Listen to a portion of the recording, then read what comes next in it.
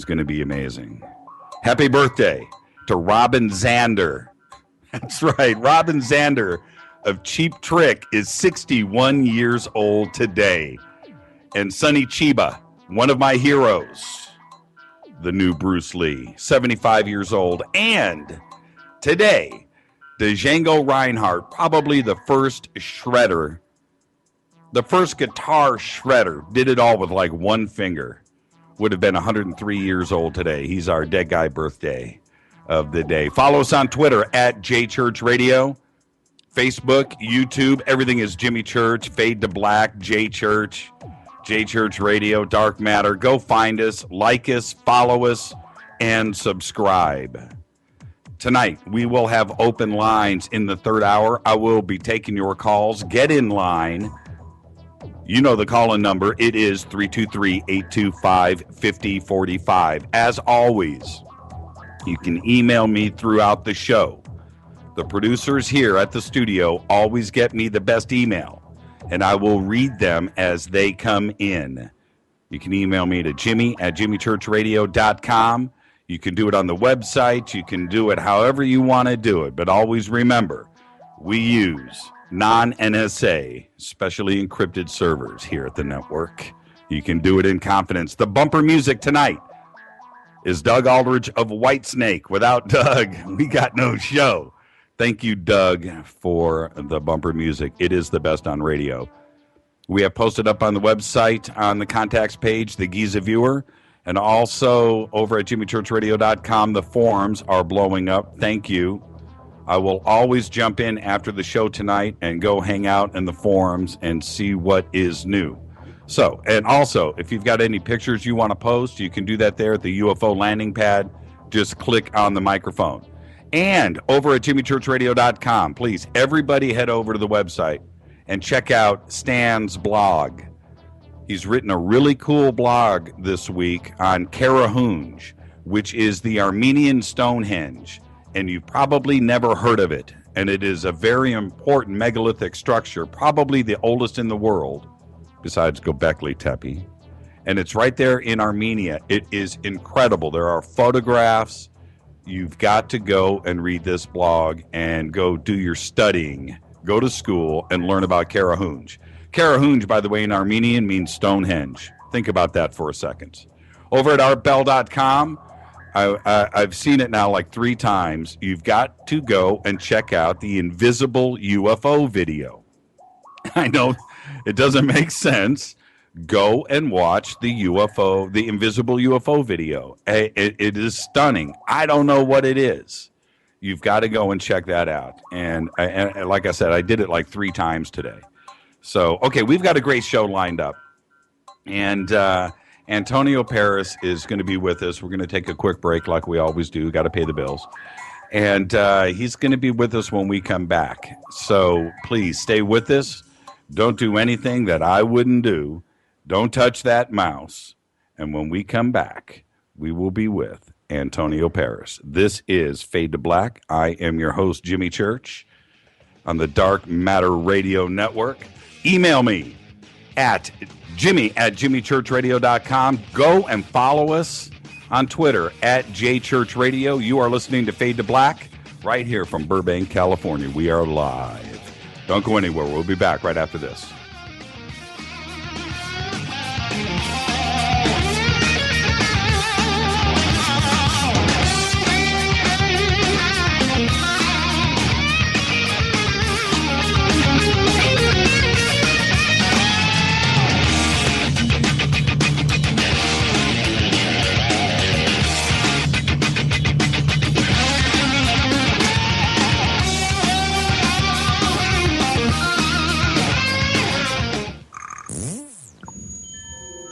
You're listening to Jimmy Church, Fade to Black on the Dark Matter Radio Network. What's up, revolutionaries? It's me, Jimmy Church. Do you have an IRS or state tax issue? Well, I did, and I called national tax experts. My problems were fixed, done, fini, and man, I got to tell you, it was a relief. National Tax Experts are a recognized tax office that services clients in all 50 states. Doesn't matter where you live. Give them a call. I'm telling you, they take the time to understand each and every client's individual financial status as well as their financial goals. And that's exactly what you need, my brother, when you're taking on the evil three-letter. So, seriously, give them a call today at 1-877-909-5444. Again, 1-877-909-5444. Or go check out their website, www.nattaxexperts.com. That's NATTAXEXPERTS.com. Tell them Jimmy sent you. This is KJCR at JimmyChurchRadio.com. On the Dark Matter Radio Network.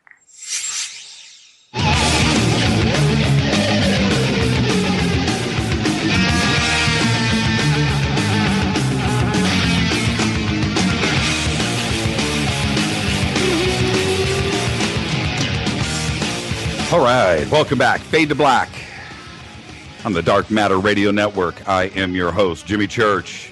Kicking it off, we got a good one tonight.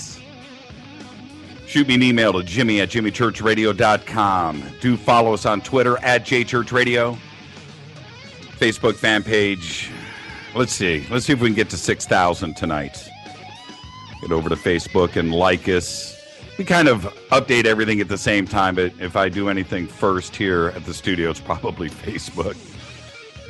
So head over there. Okay, all right. We've got a great show lined up tonight, and I'm going to jump straight into it. We'll do the first hour without commercials, all right? And I will be taking your calls in the third hour. You know the number, 323-825-5045. Get in line. And we'll try to get everything in tonight. I just want to jump straight in. All right, so let's get this done.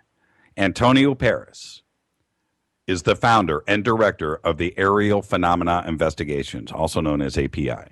He's a former U.S. Army counterintelligence officer and Department of Defense counterintelligence special agent. He was awarded a Bronze Star for combat operations in Iraq during Operation Iraqi Freedom. API is a team of trained UFO investigators dedicated to conducting investigations, research, and analysis regarding unidentified flying objects and other aerial phenomena. Their mission is to conduct a systematic search for facts to determine whether or not a UFO sighting can be first attributed to being a man-made object, natural phenomena, or perhaps extraterrestrial in nature. He has published Aerial Phenomena, Reviving Ufology for the 21st Century, and is currently working on his second book. And on May 16th of this year, we'll be holding the Apicon event in Tampa, Florida, with Bill Murphy from Fact or Fate. He's got Anthony Sanchez, Chris Fleming, Marsha Barnhart, John Alexander, Bill Burns, Nick Redfern, and Travis Walton. That is an event, by the way. And I just got to say, Antonio is a man's man, and I really appreciate you coming on the show. Antonio, are you with us? Live from Florida, by the way. I'm right here. Thanks for having me on board. I really tried to get you on the show for the last couple of weeks, and just thank you for taking the time. You are one of the busiest guys out there. You've got a lot going on, and quite frankly, I don't know how you do it. I don't know how you pull it off. It's quite busy, but I think after the May conference, I'm going to take a well-deserved break for a month or two and just relax. Well, I'm going to start off the conversation tonight like I do with every guest, and that is just to say that this is just a conversation between friends. We're just sitting in my living room, kicking back, unscripted, and we'll let the conversation go where it goes. But let's get comfortable, and it's going to be a great time. And again, thank you for coming in. I really appreciate it. Are you ready? Awesome. Sure, no problem. Well, the first thing that I just said you were a man's man, and you look at your bio, and you look at some of the pics of you on the web, and it's so impressive. And as from one man to another, I've got to just talk about the special agent thing because I don't have that on my resume, and I couldn't imagine that. But take us through that a little bit, and what does that really mean? let's go back a couple of years. When I was a counterintelligence officer, and pretty much what I did as a counterintelligence officer was, protecting our secrets, and two, investigating allegations of espionage. And when I was transitioning out of the military, at the time, there was an organization called CIFA, the Counterintelligence Field Activity, and they hired me as a special agent to pretty much do the same thing as I did as a military officer, and that was to investigate allegations of espionage and also of terrorism. So I did that for quite some time, and basically, anybody can just Google what all counterintelligence involved. I won't go too much into that. Sure. But I was actually assigned my entire time to the cold case squad. And, the cold case squad, believe it or not, really there was about, I don't know the exact number now, but it was in the hundreds of cold espionage cases that we just didn't know who the culprits were. We're talking about Cold War and even older. So, it was a really interesting job to look at what was going on in the 70s and 80s and up to the 90s regarding espionage and terrorism, but we weren't able to apprehend the individuals. And a lot of travel, a lot of investigative work, a lot of collection evidence, lots of interviews, really interesting job.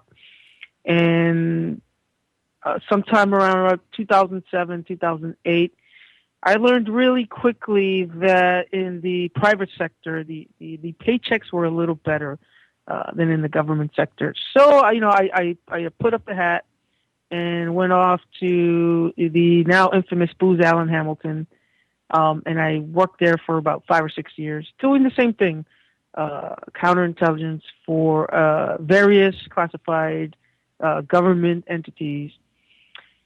And about a month ago, doing this for about 20-something years now, it was time to, hang it up. I didn't want to do this my entire life. I didn't want this to be, I just wanted this to be a chapter in my life. Sure. And so now, I retired, no longer doing that. My clearances are no longer valid.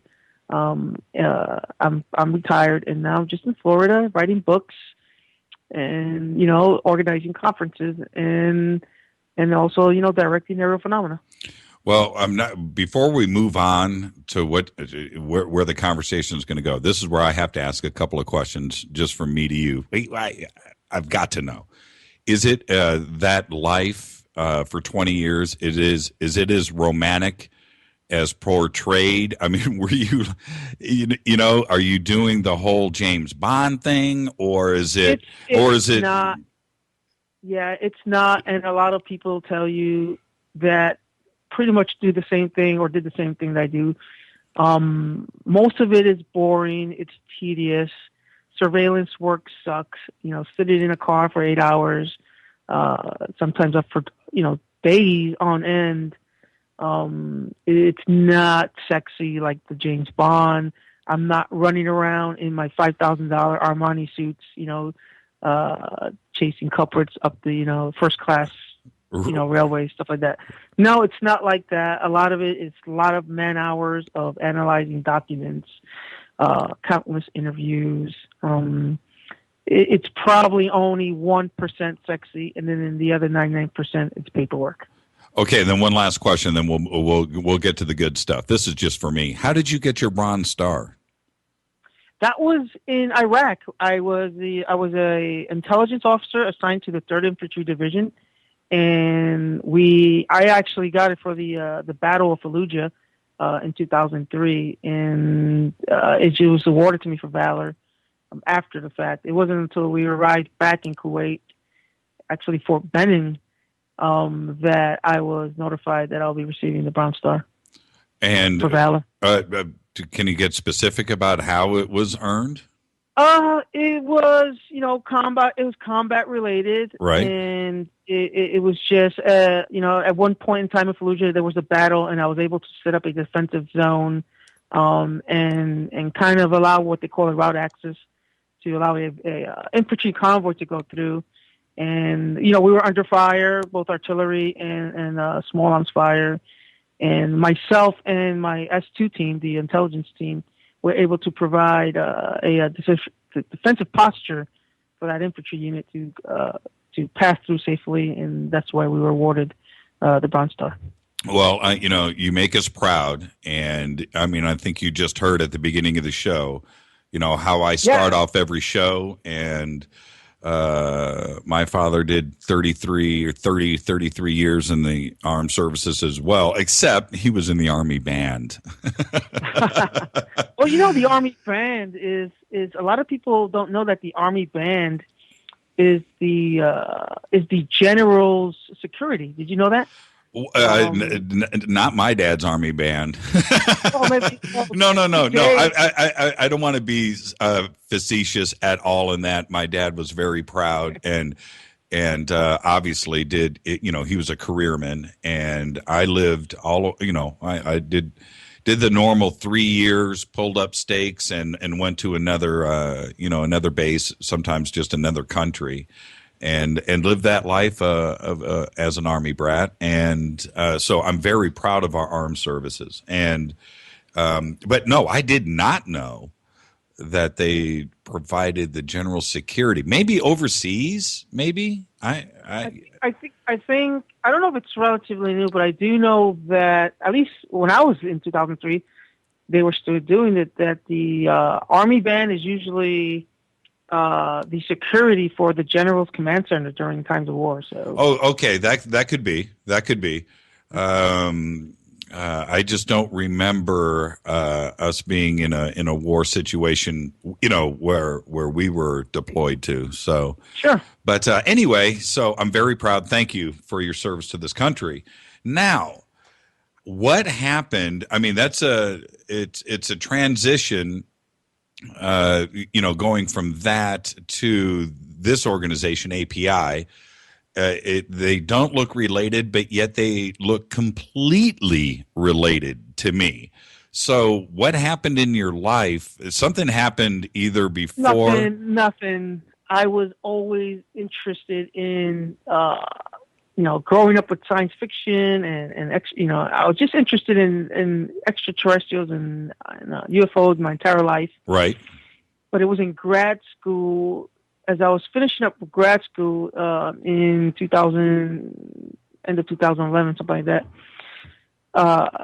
In planetary science, I was doing a paper on a manned mission to Mars. It was actually part of my thesis. Okay. So I was studying, the possible propulsion systems and life support systems and all that stuff. I said, wait a minute, all the crap that I have to put in, envision for a successful mission to Mars, if extraterrestrials exist and if they're actually traveling here in some type of spacecraft, how did they do it? And that's how I became involved. So I said, wait a minute, I've got some background as an investigator in evidence collection, in doing interviews, all that cool stuff I learned as a special agent. And now I have the education in space science. I've astrobiology, planetary science, the math. Mm-hmm. Why can't I put these two things together and kind of investigate the phenomena? Not necessarily, the entire phenomena, because I call it a wilderness of mirrors. Just the nuts and bolts of UFO phenomena, just the report of the UFO itself. I don't care about the alien agenda if there's one. I'm not a big fan of alien abductions. I'm not into the conspiracies. I am not into the what I call the new age pseudoscience, astral projection, human alien hybrids, all that stuff. Mm-hmm. That's all cool, and I have a lot of friends that are into that stuff. I just want to focus on the actual physical nuts and bolts, metal or whatever they're using, if they're actually using anything, part of UFO investigations. How did you get the organization started? Because you've got a team of people behind you. You've got, how did you, because the only reason, before you answer, It's just the organization that you've got put together, and you're coming off of a completely unrelated career and school and everything else. How did you get this team together? And the thing is this, there are organizations out there, and you're aware of all of them, that have been at this for a long time. And it just seems you've got this extremely sophisticated machine going now, and it's doing really well. How did you get that together? It took a lot of work. I initially did what every good UFO investigator does. I joined MUFON, which is a fairly decent organization,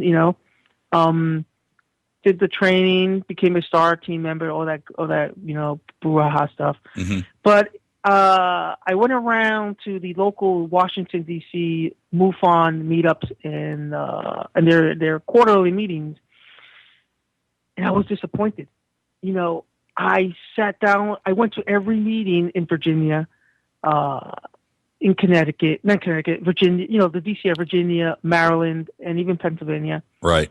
And the theme I got from all these meetings that I went to for about a year was they barely talked about UFOs. It was always about CIA conspiracies, human alien hybrids, even Bigfoot. All the things that really are inundating this the what UFOs used to be a really good topic.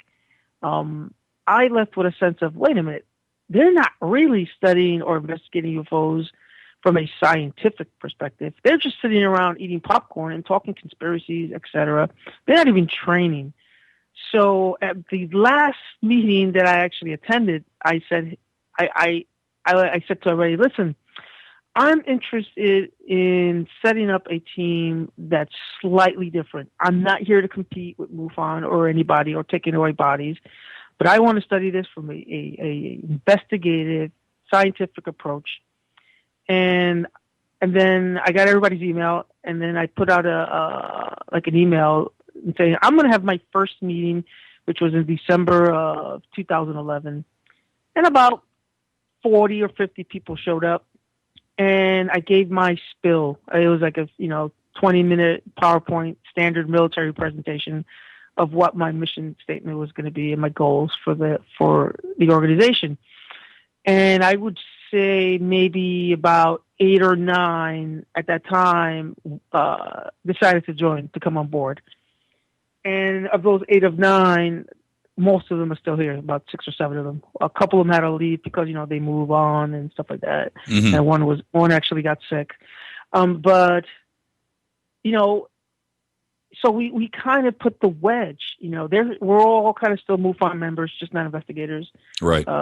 We got the journal, all that cool stuff. But I wanted an organization to kind of sit back, look at the phenomena from nuts and bolts perspective. We don't care. We're not here, I tell everybody, we're not here to listen to all the sensational stories and give hugs and say we believe you. We're looking for physical proof beyond a reasonable doubt. And I think keeping the course and ensuring that our compass heading didn't deviate from that mission statement in the last 3 years is what made Aerial Phenomena today probably one of the only serious organizations out there that are looking at this from a truly scientific perspective.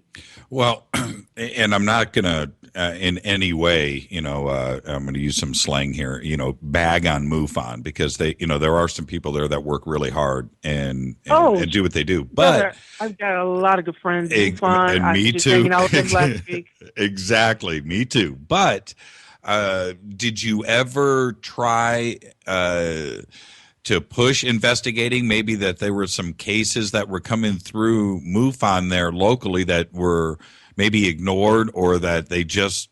I did. I didn't get the sense of... I didn't get the feeling that was a major interest to them. My personal opinion is that MUFON is trying to become this huge enterprise, as big as possible, and membership is their I guess the priority in the investigations is second. I just didn't feel like I was actually part of the organization. I didn't feel I was contributing to the investigating phenomena up in Maryland, D.C. I was just getting, your typical light in the sky or satellite or, things like that on a monthly basis. I wasn't getting anything of interest for about 2-3 years when I was investigator move on. And one of the reasons also for aerial phenomena was like, I felt constrained with MUFON. You can't investigate outside of your the state you live on. You could, on occasion, if you coordinate, but I said to myself, wait a minute, the phenomena is bigger than just the state of Maryland. Right. There's stuff going all around internationally and in the U.S. So I was like, okay, I need my organization if I want to go investigate in Texas or California or New Mexico or whatever. And it just grew. It's just like any organization. It's still maturing. It's still, it's not, we don't have all the answers. Nobody else has all the answers. But I think this is where we want to be right now. We don't want to be huge. We don't want thousands of investigators. We don't want to be, the analogy I use is MUFON is this great, huge organization like McDonald's. They're everywhere, but their burgers kind of stink. I want to be that mom and pop shop that sells the good burgers. Right. That one shop that the line is around the corner, and we've got the best burgers in town. That's what Aerial Phenomena wants to be. You ever eat at In-N-Out? No, I don't know. Yeah, In-N-Out is where it's at as far as. So you want to be the In-N-Out of. Okay, so the photographs, and we're going to have the producers here post some stuff up from your website. We'll grab some stuff of some of your investigations, and so you are able to. A report comes in, and I've gone through. By the way, I've checked out all of your, the investigations. It's just really well done, and it's a well produced website, and it's a machine that seems to be working correctly. I would like to talk to your web guy. So. It's me. Well done. So anyway, so you are able to. Your thing is, no pun intended, with your background, but boots on the ground. You want to get out there. You want to check it out. You're looking for physical trace evidence, and which is key. One of the things we do is we triage cases, and that is the key to getting those boots on the ground. When you say triage, what do you mean by triage? Well, we can't investigate a light in the sky that someone saw 50 years ago. Right. That's wasting our time. So if you look on our website where it says report a UFO, we'll give priority to cases that, for example, if the sighting occurred within 30 days, if there's multiple witnesses, if it's a daytime sighting as opposed to a nighttime sighting, you got to have some type of, at least what we call initial evidence, which is photo, video, or something that we can actually analyze. And here's the key that really makes us separate. We don't want to investigate any reports of UFOs if they are, and I don't know what the mileage is, but if they are too close to a military base, a defense contractor, or et cetera. Most of the time, we've been doing this for about 3 years now, and we pretty much concluded that most of the reports that we get from those areas are usually drones or some type of classified work. And we feel comfortable that most of the reports that we get in the areas of military bases is usually R&D work.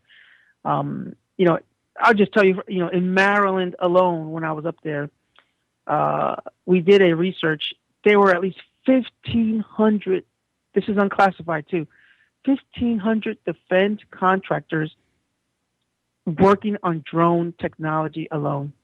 1,500. 1,500 companies or 1,500 individuals? Defense companies. Wow. All these little subsidiaries all around through Maryland, Northern Virginia. And we did an analysis of where all the sightings were, usually in the Patuxent area, where they're flying the X-47B and things like that, often had. And we based on sketches and things like that. And we just determined, okay, this is just, R&D stuff, and now if you put all the things together, a recent sighting, multiple witnesses, it happened in the daytime of a physical object, not two lights in the sky at night.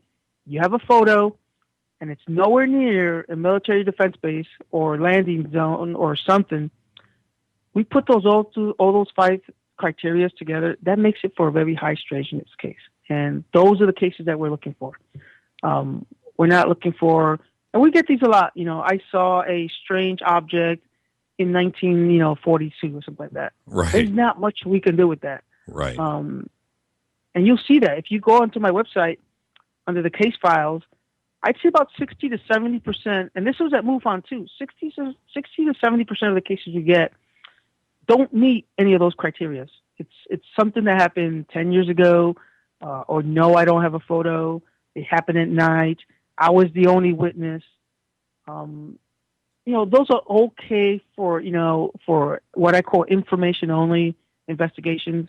But there's really not much that you can do with that, and a lot of organizations out there agree as well that there's not much you can do. You maybe a quick interview. If the person can provide a sketch, which I think it's like the worst thing you can do. Sketch me something you saw 20 years ago. So a quick interview and that's it, and you close the case. But there's not much you can do. So take me to a typical and one of your something that you really want to talk about case where you went out and did you collect any trace evidence? Just take us through a typical, when a report comes in and you've got to pack up, gather the crew, get on a plane and go. Take us through that. There aren't that many. Of course, As a STAR team investigator, there weren't that many either. So I would say maybe once or twice a year, we get the case where, okay, this is cool. And so let's go back to 2013 because we haven't really received any this year. We had 2 last year. One was our New Mexico case. And I think that got some good publicity. Mm-hmm. So the witness sent us first he contacted me, saying, "Hey, I've got evidence of an alleged crash that happened here in 47." And I was like, "Okay, first of all, it's too old. It really doesn't meet the criteria." And he said, "No, I'm going to mail you this stuff." And so he mailed me a bunch of medals that were allegedly from UFO. Now, this wasn't, I don't want to interrupt, but obviously I am. But this was not Roswell. This was something else. No, this was interestingly enough, it was the same week as Roswell. Okay. And the story is that 3 different UFOs were part of the Roswell incident. I believe one crashed up in Corona, one outside of Roswell, and then this one in the San Augustine area.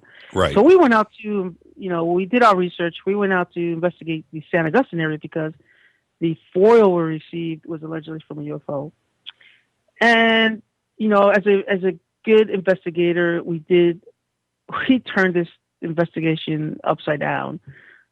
We investigated the alleged site. We investigated reports of aircraft crashes, metal analysis, analogy, all the good stuff, and a strange symbol that was on one of the pieces of metal of the beam. And we feel very confident, and so does, believe it or not, MUFON, that we just found the remains of a World War II aircraft that crashed in the desert. And we confirmed this with the U.S. Air Force. We confirmed this with aircraft archaeologists. We confirmed this with the manufacturer of the actual aircraft. We found the pilots aboard Cherry and stuff like that. So we put all these things together, and it was a cool case because we were able to put all the bits and pieces together, actually physically go out there, do the digging. We did all the soil samples, radiation analysis, everything that. And we finally concluded, okay, this is an aircraft, and that was pretty cool. We were able to close the books on a legend that's been kind of, I call it the hanging chat. It's just been hanging around for 50 years that a UFO crashed there when it was in fact an aircraft. What kind of aircraft was it? Were you able to determine that? It was an AT-6 trainer. Okay. And that was used. I forgot the name of the airbase out of New Mexico. It wasn't Roswell. And Lieutenant Eddie Edmenheimer, I forget his name. It's on the website. He ran out of fuel and ditched and crashed right outside of Horse Springs, New Mexico. And well, that in of itself, didn't. It wasn't a UFO, but it wasn't a UFO. But the legend that was passed down because it happened so close to the Roswell incident, right? And because there was military activity in the area, which was actually the aircraft retrieval team. It's called a convergence of events. The same week you have an aircraft crash, and then allegedly a UFO, not too far from there. And then you have military activity. And as the legend grows, it became that a UFO actually crashed there. When in fact, it was just if Roswell actually happened, it did happen the same week, but at least in our part, it was an aircraft. And you said there was a second investigation you did last year. What was that? Yeah, the second one was a kid who claims that he. We rarely don't do alien abduction cases, but in this case, we did it because it was very close to my house in Baltimore, just minutes away, when I lived up there. And he claimed that he woke up in the middle of the night and there was an entity. He said it was like a troll, and it was putting an implant in him at the time when he woke up. And he thought it was a dream, so he kind of brushed it off. But when he woke up the next day, he found the implant still lodged in his arm, and he pulled it out. And he put it in his bag, in this little bag or something like that. And he alleges that the implant kind of fizzled away, melted away, etc. We were kind of interested in the case because it was recent, it was close by, and in reality, we also wanted to train our, doing interviews, kind of like a rehearsal. So I always tell my investigators, if you have a case out there that's kind of lukewarm or lame, go out there and still do the interview, as a kind of a practice to keep your skills up. So we all went out there, and the kid was, very shaken. How old was he? How old? He was early 20s. Okay. 20s. We interviewed the dad too, who's a doctor, and it was at the time also in the house. What I found interesting was that when I took my Geiger counter to get a reading off the bag, I got a hit, not a big one, I got a small hit, and I thought that was interesting because Geiger counters, it could be some background radiation, but for it to go off as soon as I put it over a bag, I thought that was kind of a coincidence. But we interviewed the guy multiple times, interviewed the family. And we just found the kids, highly credible. We don't know what it was. It is obviously an unidentified case, but I thought that was a pretty cool case. There was nothing left of the implant? No, there was the bag that he gave us. We looked it under a micron, microscope, and Paul, who's our chief scientist, pretty much concluded that whatever was in the bag, it melted from inside out. It wasn't like he took a match or something like that and tried to hoax us. And then Paul, he must have spent weeks trying to replicate what could have done this, and he couldn't figure it out, but he kind of, deduced that whatever it was something small. And it was a quick burn. It wasn't a slow burn, based off his replication. And I just, in the end, it was a recent case, credible witness, no history of drugs, any of that stuff. Was there anything that stood out that made his case different? The description of who put this in his arm? Yeah, well, I'll tell you two things that I thought was interesting. So he described the entity not like your typical, gray alien, stuff like that. He said it looked like a troll, but he said one thing that most people never really mention is he said he can smell it. And what he described the smell was, he said something like dirty oil. And he says that'll never leave his mind for the rest of his life. That all he can remember right now was what the entity looked like. He said it was like a dark blue troll, and that it smelled like dirty oil. Kind of. I thought it was pretty weird. But here's the kicker.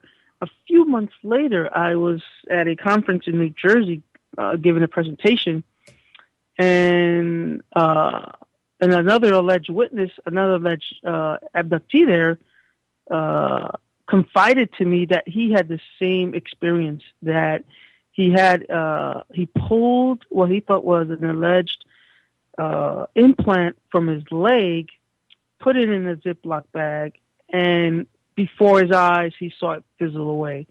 And I don't think he knew about my case that we previously did in Baltimore. Mm-hmm. But when I heard that case, I thought that was interesting. So that was like the second time I've heard, unless it's on the internet somewhere, I don't know, that an alleged implant was put in a Ziploc bag and kind of just fizzled away. Has anything happened to this young man since? And are you in communication with him? Yeah, we call him once in a while. He's claiming to be now what we call your contactee. Mm-hmm. He's seen strange objects now, which he didn't before. And he says, I think as recent as maybe less than a year ago, or maybe just about a year ago, he was out in Ocean City. I'd have to look at the case files. And saw some strange UFOs out in Ocean City, Maryland. He's seen objects that he didn't see before, and I thought that was pretty interesting. So, but we do, we still stay in touch, and hopefully one day, he'll call us and say he's got something else on. How many reports and I've seen on the website you've got like 140 some odd investigations that have gone on. How many photographs are you receiving? I'd say I would probably get one out of every 20 cases. And usually they're not really good photos. And out of, we've probably done about, 3 years, close to about, we've received about 600 investigations in the last 3 years, and we probably received about 40 or 50 photos, and about more than half of those were usually your typical lens flare or dirty camera or things like that. Mm-hmm, mm-hmm. I would say maybe less than a dozen where we just say, I don't know what that is. It's unidentified, But the photo is just 1% of the story. If somebody sends me a photo but doesn't want to be part of the investigation, we get those a lot. I took this. I don't want you to contact me, or I just thought I wanted to, I just wanted to get it off my chest because of that. An investigation usually requires two parties, the investigator and the investigatee. So we don't waste our time with anonymous photos, and things like that. So, but we really haven't gotten that, one photo where like, holy cow, this is an actual flying disc, and all photo analysis and forensics tells me it's legit.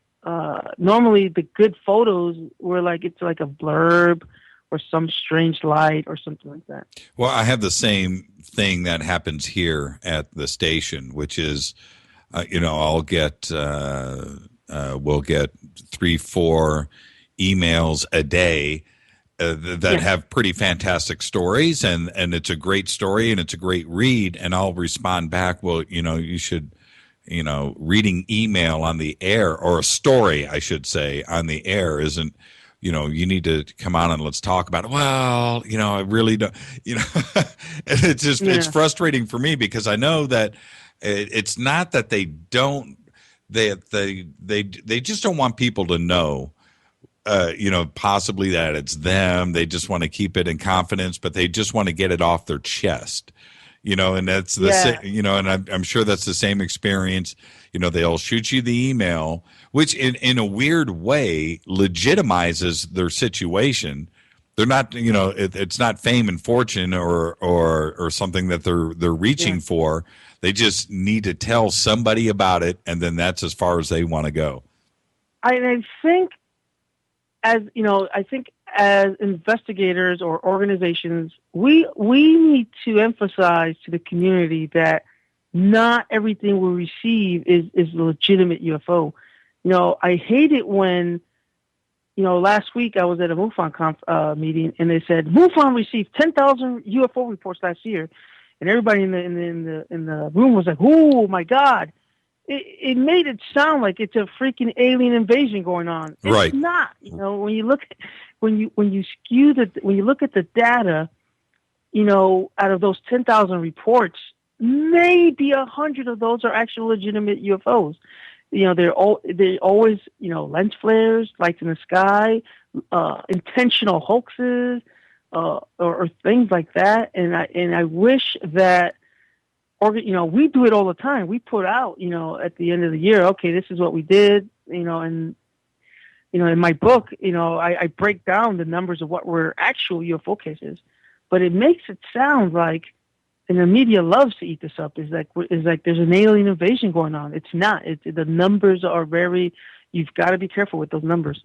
Well, I had said, I've said it a few times on this show, but maybe 15 or 20 years ago, I was stirring the pot on a couple of forums about this exact issue. And what I was trying to point out to everybody, and again, everybody listening to this show, don't take offense, just listen to what I'm trying to say here, which is if every single photograph going back to 1905 or whatever, if every single photograph was legit, then that means there is a freeway leading to planet Earth with bumper-to-bumper UFO traffic. Exactly. And that cannot be the case. That is not the case. Now, I want the one photograph, the one that you're talking about. Last night we had on Dr. Meldrum. He's a Bigfoot. You probably know. I know who he is. Yeah, great guy and very sincere, very educated. But the one thing that he has got in his corner that you and I don't have is that Patterson film. Okay, so sure. They have that. That's awesome. Yeah, it is. It is. And it's the one thing. Now, there's some great photographs out there. There really is. There's a handful that you really scratch your head and go, whoa. But with all of the cameras and the digital technology that we have today, I'm waiting for that one photograph. Well, we all are. It's not me. I'm just saying that one thing where we go, okay, holy crap, there it is, or video. Yeah, and then the problem is also that there are a lot of people out there that proof is different for everybody else. And I totally respect and understand that. I know there are people out there that have witnessed things that they'll never be able to explain fully, or I'll never be able to tell them it's unidentified. There are people out there that I saw something and I know it was extraterrestrial. That's great, but there's nothing much I can do with that. I'm not trying to belittle them. I'm not trying to be a hardcore skeptic. My job is to ask the tough questions. I'm not there. I'm not showing up at meetings to give out hugs and put up bumper stickers that I believe. That's not my job, okay? That's other organizations that do that. My job is to ask the tough questions of, it's what an investigator does, and that's what a scientist does. I'll listen to your story, but that's, if that's all you have, that's all you have. I can't say, okay, you saw an alien. that's not what we do. And I think for the most part, that's what not aerial phenomena does. I was at a meeting for UPARS, which is the new, for the lack of a better term, the new MUFON out here in Los Angeles. Yeah, is that with Steve Murillo? Yeah, that's Steve Murillo. Yeah. And I told him you were on the show tonight. He's probably listening right now. And so anyway, Steve, great guy, very knowledgeable.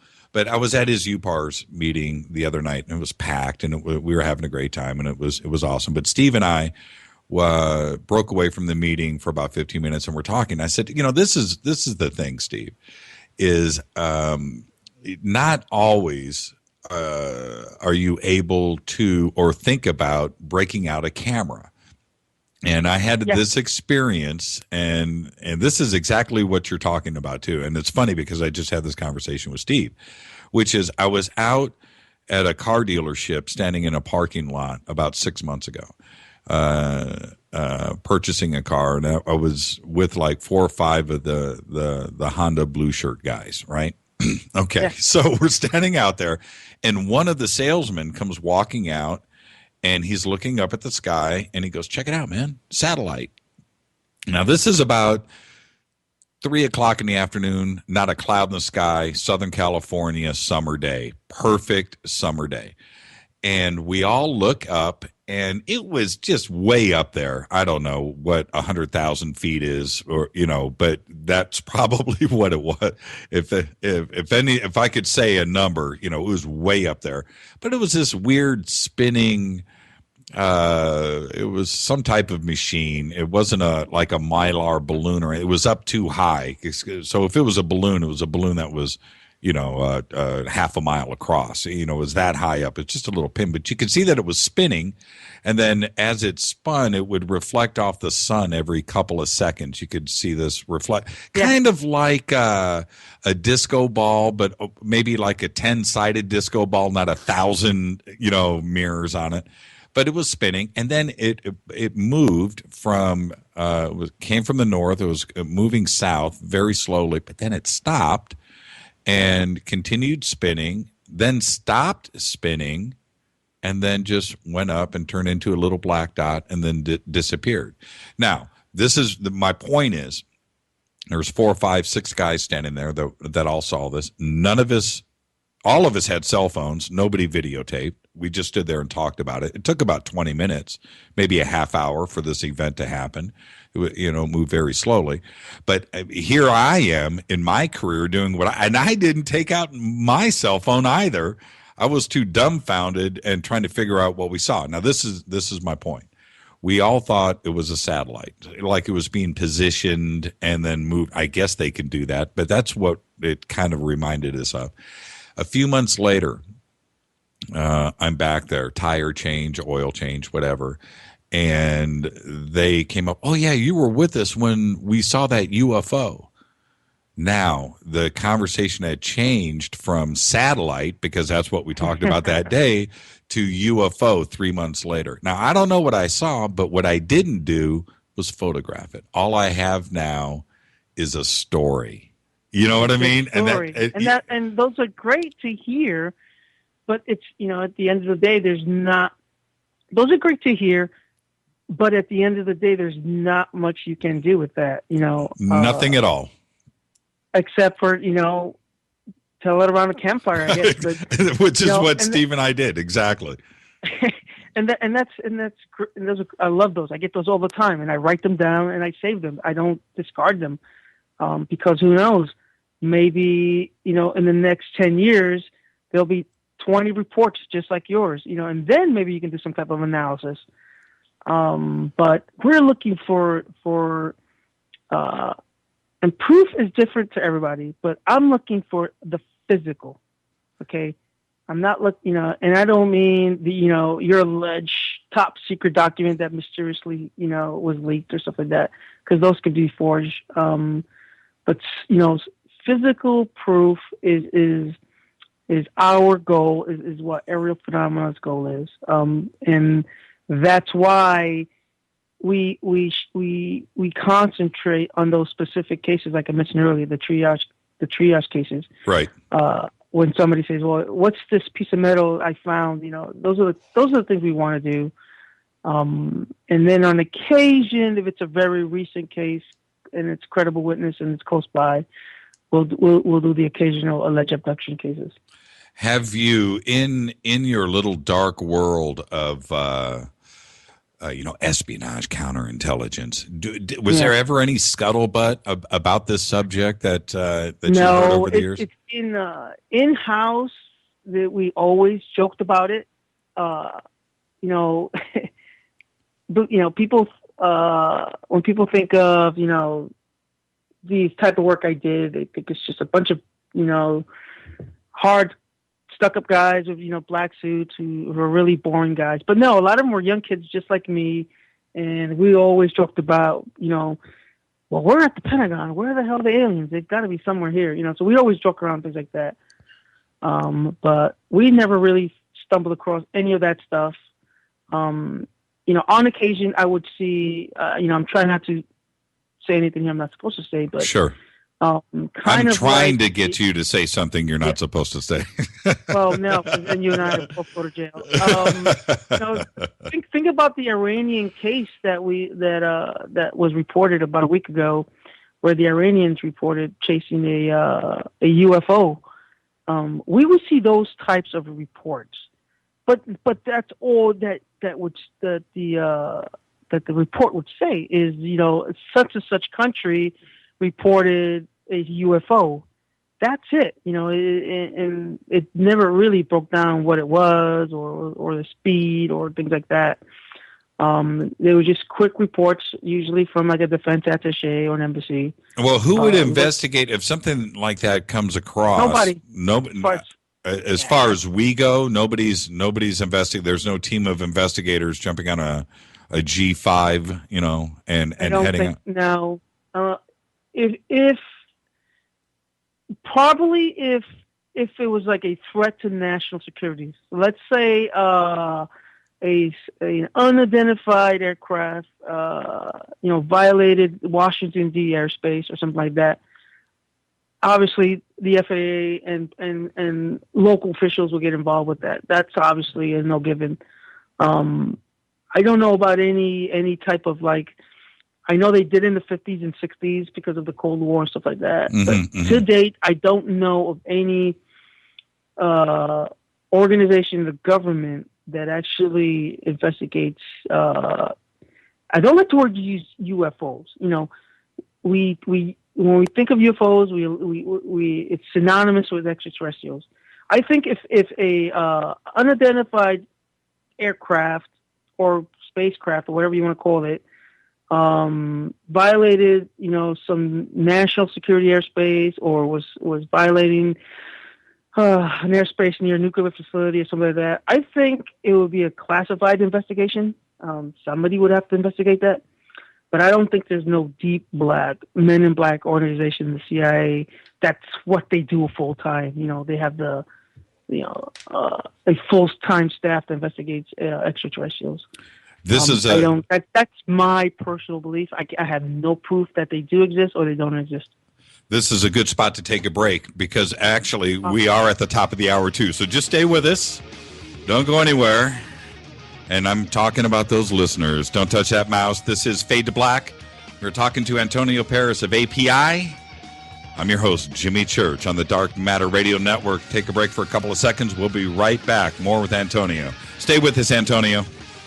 Awesome.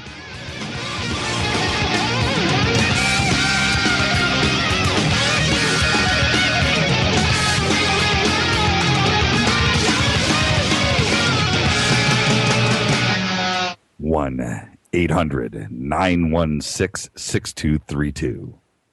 That's the number you need to call when you are seeking spiritual enlightenment and searching for your true purpose here on earth. www.lovespellstoday.com. They provide psychic readings, love spells, reversal of spells, custom spells, chakra balancing, energy work. Divine guidance is just one phone call away. Call 1-800-916-6232 for your free psychic reading. I did. And tell them Jimmy sent you. Hello, I'm Jimmy and you listening to my main man, Jimmy Church, on jimmychurchradio.com. My name is Nick Dominguez. Hi, I'm Rex Dominguez, and I listen to jimmychurchradio.com. Jimmy, your preacher. Amen. This is Toby Kebbell. You're listening to jimmychurchradio.com. Don't hurt me, Jimmy. I'm only little. Hey, I'm Adrian Grenier, and this is Ari Gold. We're of the Honey Brothers. Yes.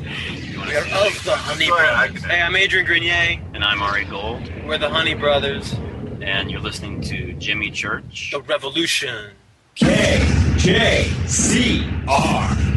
JimmyChurchRadio.com. Despite popular opinion, reading a book will not make you smarter. But listening to Jimmy Church will. On the Dark Matter Radio Network.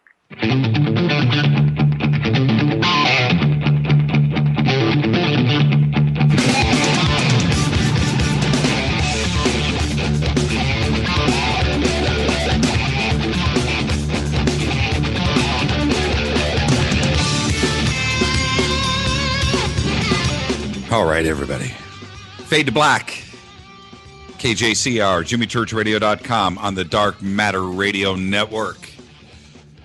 Great show. Talking to Antonio Paris. If you head over to JimmyChurchRadio.com, JimmyChurchRadio.com, we've got a bunch of pictures posted up from API. Some of them classics, some of them hoaxes, some of them undetermined. But we put up some stuff. So go over to JimmyChurchRadio.com and you can check out what Antonio and I are talking about right now. And some of the, Antonio, you with us? I'm still here. Okay. Some of the things that you have determined as hoaxes, by the way, I'm going to say this I'm going to be politically correct here. There are some other sites that don't share your opinion. And so I have to ask you, not to get specific, sure. That we don't need to do that, but who's determining the hoaxed photographs? Is that you? That's normally we run it through various software programs, and the software will tell us whether several things, whether the photo is legitimate, whether the photo actually matches the witness's testimony, and more importantly, whether the photo was tampered with. I'm always more concerned with whether the photo was tampered with. A lot of times witnesses will take photos of something and want to exaggerate it. They'll tamper it, or they'll do things to the photo to make it look more elaborate. And when we interview them, and if their interviews don't match what the software is saying, then we have to throw the entire story out. And that's for several reasons. Once you taint the evidence, then it's kind of what they in law school, I think it's the what do they call it? The rotten fruit from the tree or something like that. Right. Something like that. Once you taint the evidence, then the entire story's out. But for the main part is a lot of these photos, we ran them through software and some forensic software as well. And usually within 15 minutes, it'll tell you it's a hoax. The way that you, and I don't want anybody to refrain from submitting to your site because they're scared now after hearing that. Well, he's just going to shoot it down. I gotta add one thing. Well, because I was going to add one thing. Well, hold on. Before you add, I'm going to add. Is that I appreciate the fact that you are such a black and white, evidence-oriented, investigator. When I'm reading some of your investigations, and you some of them are just like, dismissed, and it's just, and I appreciate that point of view from the investigative standpoint because, your time is valuable. That's first, but second, if it doesn't pass the sniff test, like you're saying, one little piece of rotten fruit is going to taint everything. Therefore, we're not moving forward. Case dismissed. Yeah. one of the things that, and I think I'm going to do this in the future, when you click on a case, you're really just seeing a synopsis.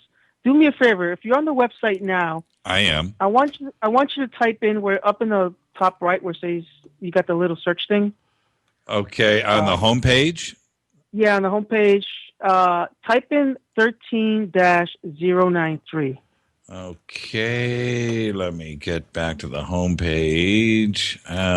You know what? I don't see the search.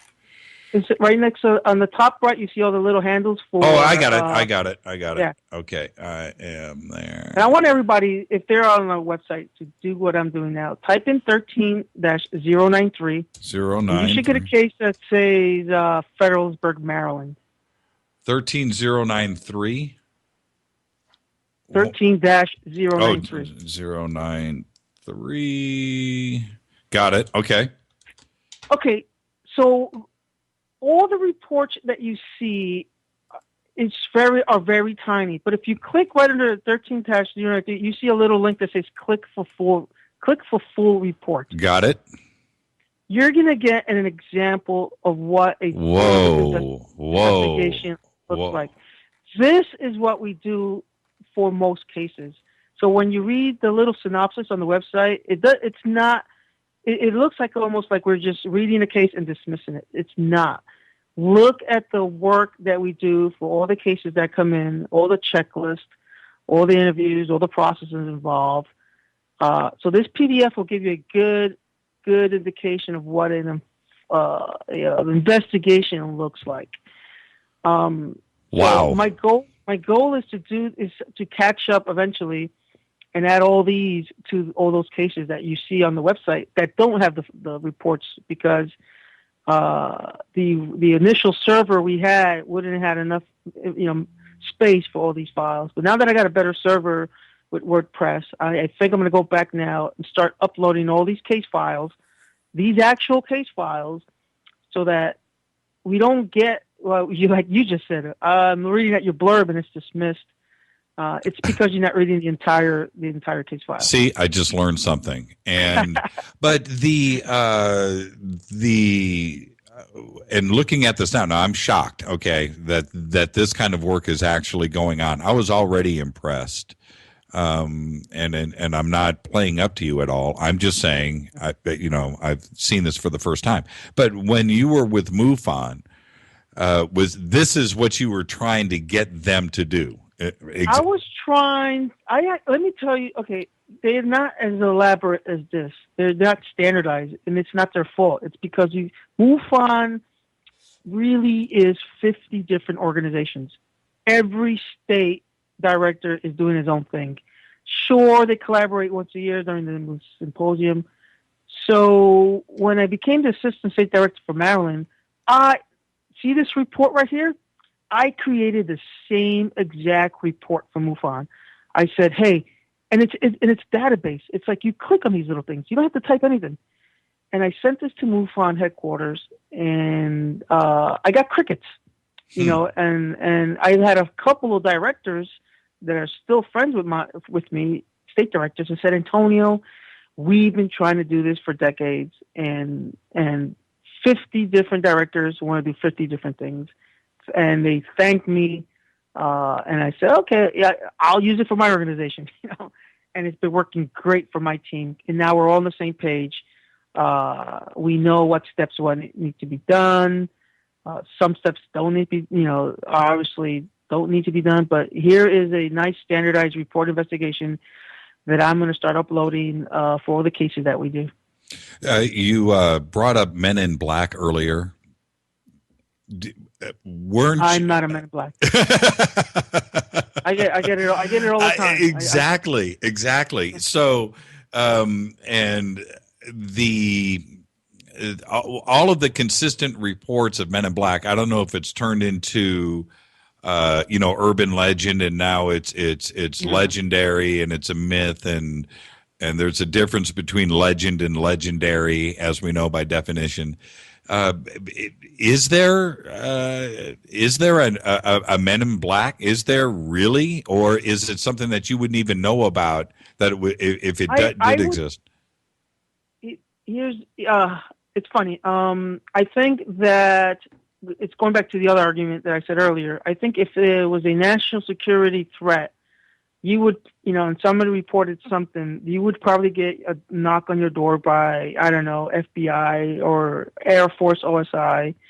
And these guys wear suits, whatever, But we have to go back to the 50s, late 40s, early 50s, where FBI, Army, Air Force with Blue Book actually investigated these reports. And they would, it's what they wore. They didn't wear the uniform. They wore their black suits, etc. And on occasion, it's reported that on certain conditions they threatened witnesses. And this is mainly in part because it was the Cold War. They thought it was the Soviets. But anyway, I think those stories grew to legends. And on occasion now you get stories of strange men in black visiting. Some stories are more strange than other. I've investigated stories where the alleged men in black looked like extraterrestrials or clones or not human.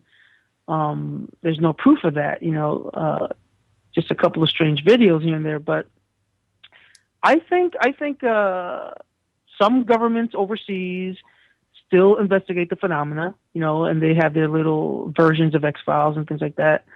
I think maybe, when I think of somebody investigating, I prefer to say maybe someone in Bigelow Airspace is more concerned about UFOs than the government. So I think someone, there are interested parties out there that do investigate this stuff from a, I guess, a national security perspective. Who do you think? I wouldn't necessarily. Go ahead. Yeah, I just don't think, I hear this at conferences all the time. The NSA has a UFO team, the CIA has a UFO team. I don't think, at first it doesn't mean their mission. And I think, my personal opinion, I think the government has more things to worry about than aliens. A lot of people out of work, a lot of people hungry. You got healthcare, a lot of wars going on, counterterrorism. A lot of things take priority than extraterrestrials running amok.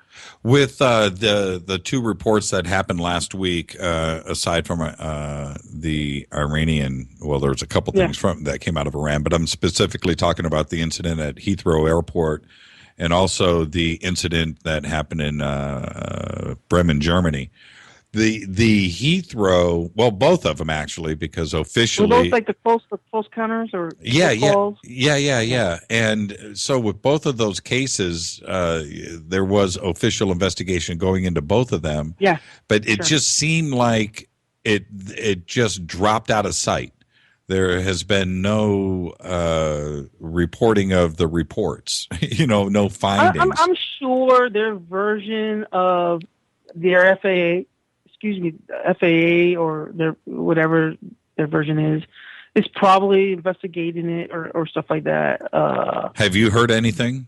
I have not. I have a guy out there, Lawrence in the UK. I know he's looking into that.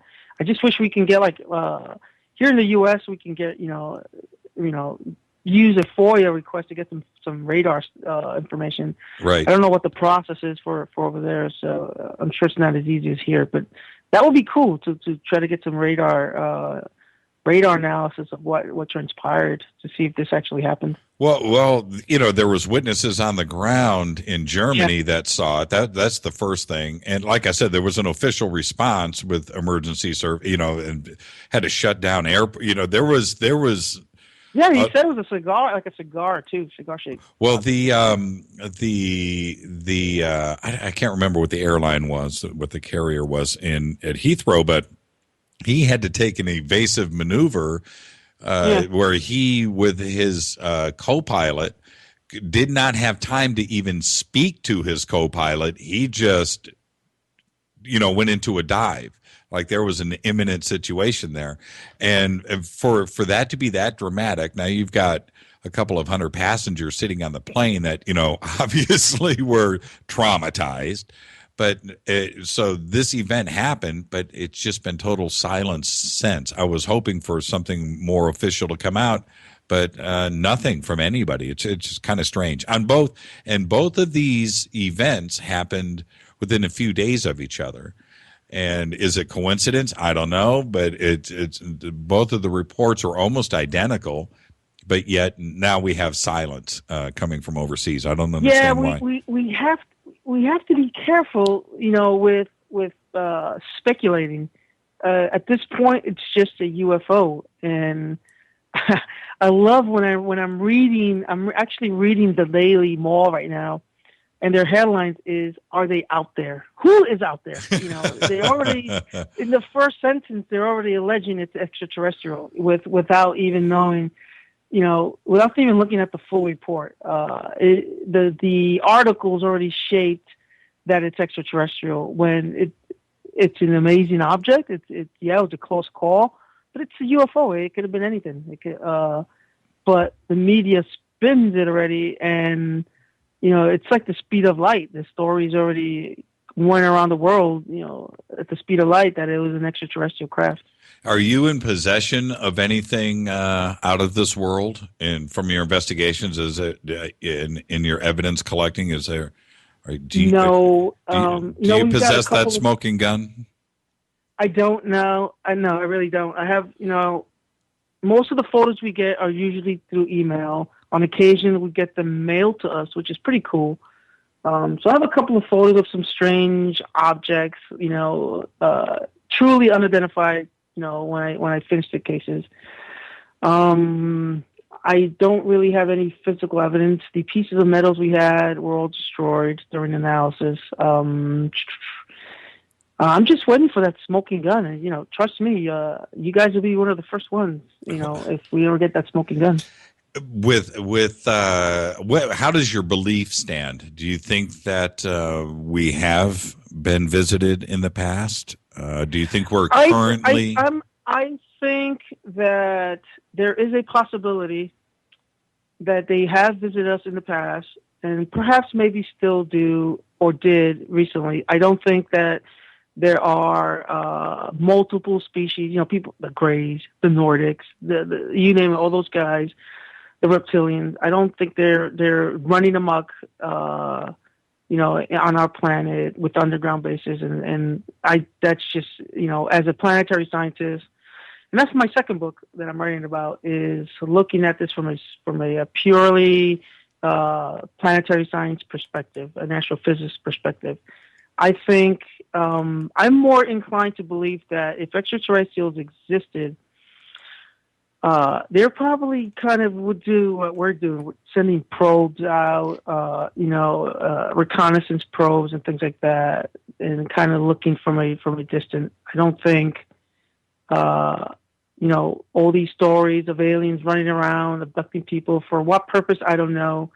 I really don't buy those. If alien abductions, and this is my sarcasm kicking in now. If alien abductions have been going on, so let's say since Benny and Barney Hill in '61, there's probably been thousands of abductions since then.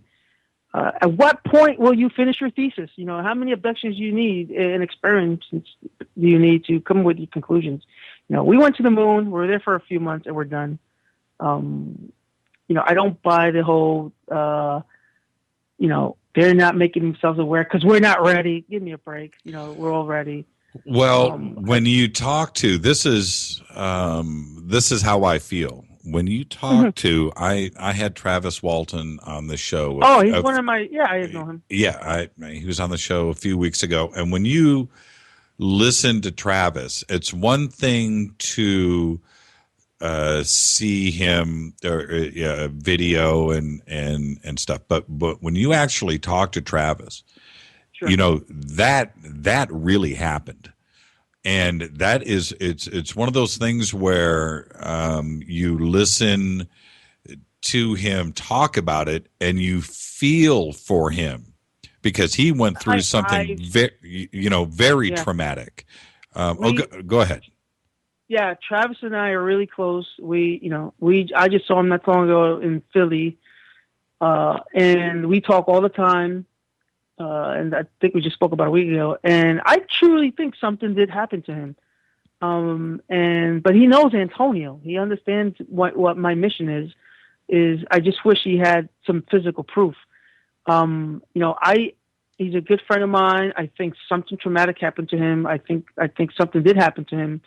But it's still a good story, just like your little UFO, thing. Right.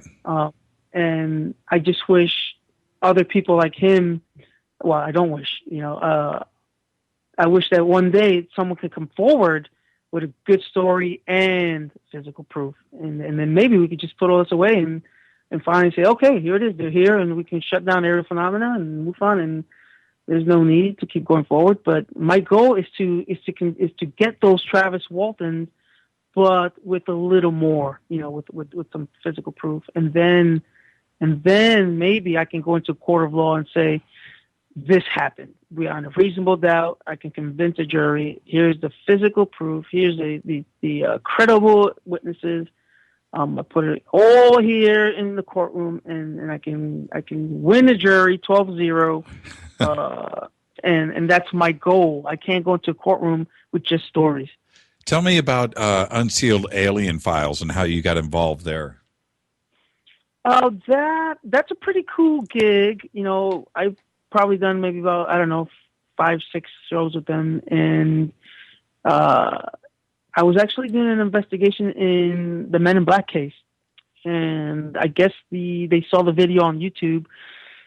And they just called me. They called me one day and said, hey, we'd like to interview you. And that was about a year and a half ago, 2 years ago maybe. And ever since then, they've switched producers, back and forth. But every time they switch producers, they kind of keep me in the loop. But ever since then, they, they'll ask for me. They'll tell me, okay, we're doing an episode on, let's say, the Kecksburg incident, which we did not too long ago, and they'll interview me. They'll ask me questions and things like that.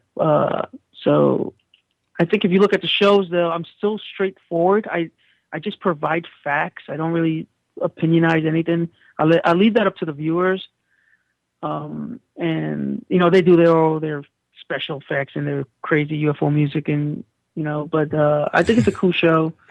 We got other projects coming up though. We got something going on with National Geographic called Aerial Phenomena, just like my book. We have another project. We have about 3 different projects this summer and this spring, so it's gonna be very busy. I also have my next book coming up, which is cool. I'll be going to the VLA in New Mexico and the Arecibo Observatory in Puerto Rico in the next 2 weeks to do some research, legitimate research, in space studies, and look at the extraterrestrial phenomena from that perspective. So I think the second book will be a better hit than the first one. You are so busy. Plus, you did that documentary too, Area 51. That was pretty cool too. It's a great documentary, and I've had on here on the show, and a lot of my friends from MUFON, they live here, or MUFON LA, live here in Los Angeles, and we've done a lot of coverage on Area 51, and it's a fascinating subject to me, and I have never been there, but I do want to. And you know what I would love to do? I would love for you to take me out on one of your trips. I'll be one of your triage guys. I'll be going to California soon. I'm going out there to do a visit with SETI, and also to meet with Bill Murphy for our Epicon LA. We're doing a conference in Los Angeles. And is the date set for Epicon LA?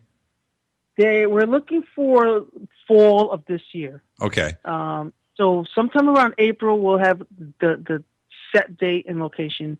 But I was thinking more like in the Halloween time frame.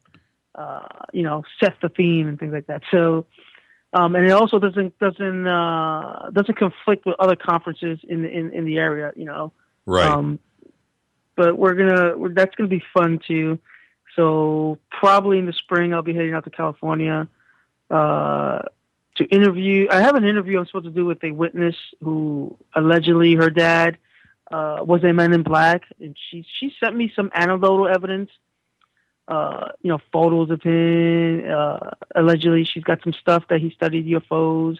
He was probably CIA and things like that. So that's an interview that I'm looking forward to out there, and I think that's also that's in Los Angeles. So I'm looking forward to that. Well, looking forward to meeting you when you come out. Now, how is the Tampa Apicon working out? And that's coming Pretty up. good. Now, that's coming up. That's in May, isn't it? That's in May. It's the same theme. Last year we did UFO Con. This year we changed the name. We're like, you know what? Let's just market it. Continue marketing the aerial phenomena. So aerial phenomena conference, and it's gonna be 2 days instead, and that's gonna be cool. I think we're gonna sell out like last year. We've already sold out of the VIP. We sold out of VIP tickets like in a week and a half. So that was pretty quick. And just like ticket sales go up and down, we're kind of in the slow. Monday through Thursday is always slow, and then the weekend, boom, we get like 50 tickets. In one weekend.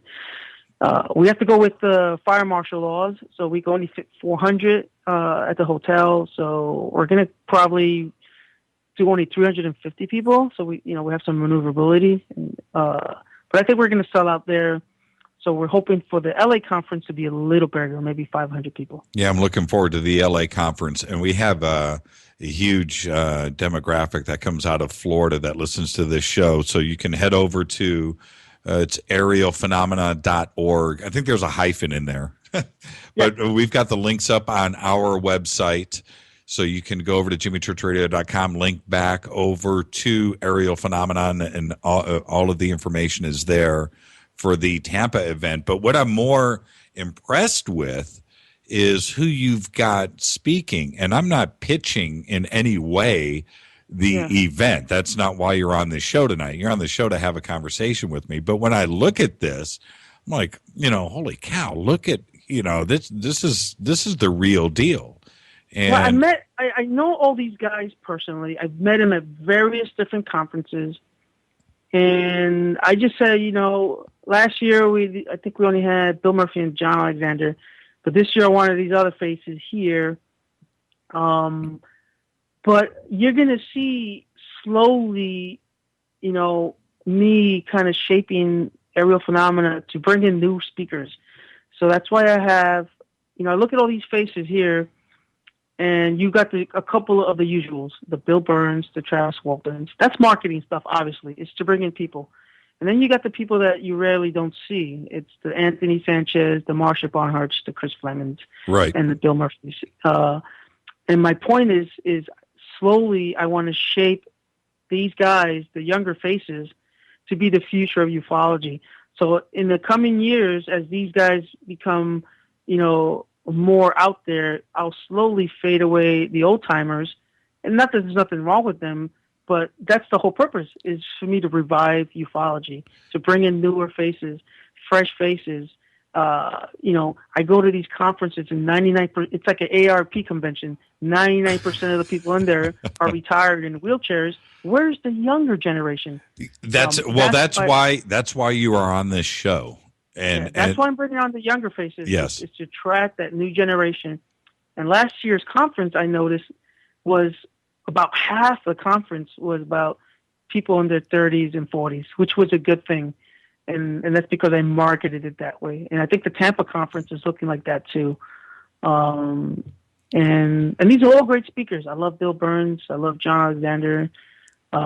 Travis, good friend of mine. But I want to bring in these fresh faces. Marsha Barnhart from Aerial Phenomena. Man, she is like this woman. I don't know. It's like she's from Harvard. She has like the best linguistics ever, and she can really tell a good brief. So she's passionate about UFOs as well. So and Bill Murphy's obviously he's Bill Murphy. He's awesome. So, and absolutely. Well, and Nick Redfern is also one of the best speakers out there, and we're going to have him on the show here in a couple of weeks, and I'm really, really looking forward to that too as well. Yeah, I met him for the first time last year, and I said, hey, I got to have you on at my conference, and like within minutes he was like, yeah, no problem. So I thought that was pretty cool.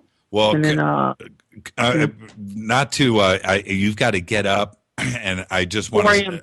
Yeah, exactly. And so, thank you for taking the time for coming in. Now, if you want to hang for another 15 minutes, that's up to you. And I got a roll. Yeah, exactly. Thank you for coming in, and I'll shoot you an email tomorrow, and we'll follow up. But all the best. You're the hardest working man in ufology, and I really appreciate everything that I you. just want to close it off with, hey, for the most part, aerial phenomena. We ask hard questions. We're borderline skeptics, but my message to everybody is never stop believing. If this is what your passion is, and you can investigate it, but make sure you investigate it the right way, and don't let stay away from stovepipe thinking, and don't let your biases derail your process. And I wish the best of luck for everybody. Well, but that's a great point. And what I had said earlier was I don't want people to hold back from going to your website because of the analysis. It's the analysis is going to help you too as well. And if you need that analysis and that type of investigation, then that's exactly where you need to go. You need to go to API. And when I ask those tough questions, people quickly realize I'm helping them to get to come back with me with better questions and better answers. And I get that a lot. I'll have somebody call me back 6 months later. Antonio, I submitted a report about 6 months ago. I'm back with more information. And that's cool. That's what we're trying to do. We're not trying to say, all right, we don't want to listen to you. No, that's exactly it. And when I look at your website and I look at the determination and how you are how you are approaching it, that is exactly it. It's the 21st century. It's where things need to go. And one of the things, and I'm not in any way, I've got too many friends out there. I'm not, but is we do need the fresh faces. We do need the younger audience. We need them to be aware. We need them to be interested. We need them to be talking about it, because if we don't, then it's just going to go away, and then we're rolling that rock uphill. And that's where you're coming in, and I'm serious. The amount of work and time that you put into all of this is just phenomenal. And you are the hardest working man in show business right now. And I really appreciate it, and so does everybody. Yeah, right. So anyway, it is aerialphenomenon.org with a hyphen. And if you go to jimmychurchradio.com, if that's too much work, the links are there. But get over there and check out the hard work that Antonio is doing. And again, thank you for coming in. And if there's anything we can do, you know how to contact us. All right. And awesome. I appreciate it. You too. Thank you, Antonio. Antonio Paris, API.org. All right. Let's go ahead and take a quick break. And when I come back, we'll be taking your calls. Phone lines are open. 323-825-5045. Be right back. Stay with us. On JimmyChurchRadio.com. What's up? My name's Brian Taylor, Ninja Badass Extraordinaire, and this is JimmyChurchRadio.com. JJCR in your face. JimmyChurchRadio.com. On the Dark Matter Radio Network.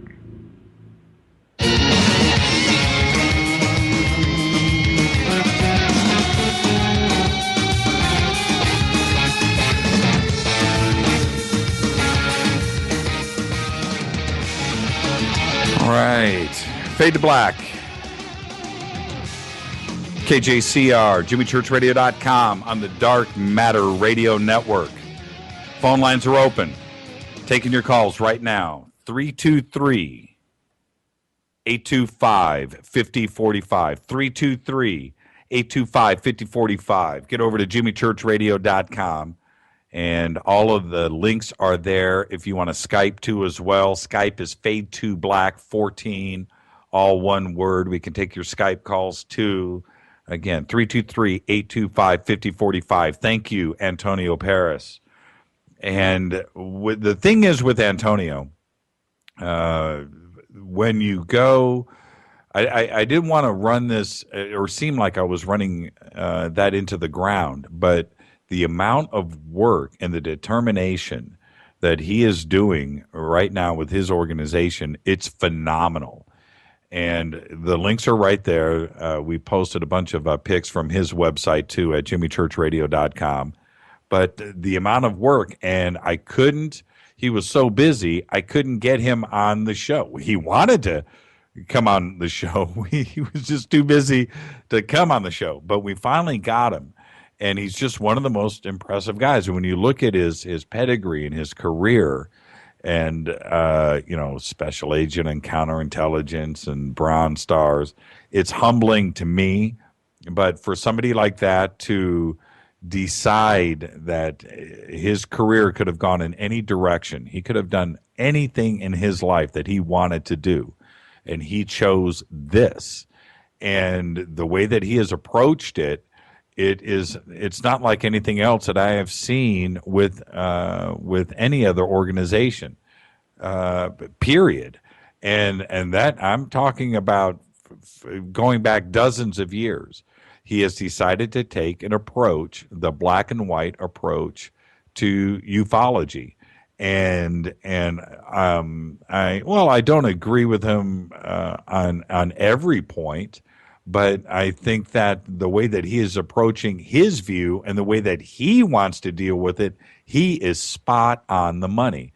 And there is nothing wrong. I am, and you've heard me say this on the show so many times, I'm a black and white guy too. I want that. I want it. I'm not a skeptic. I know that we're being visited, and he said the same thing, but I know that it's going on. But what I need is the proof. I need our government to stop lying to us about it, and I need, the proof to shut everybody up. And one of the things that he had said is he would shut it down tomorrow if he just had that proof. If he had the one thing where he could just shut the case down, and that's it, and he would shut everything down because he wouldn't need to do it anymore.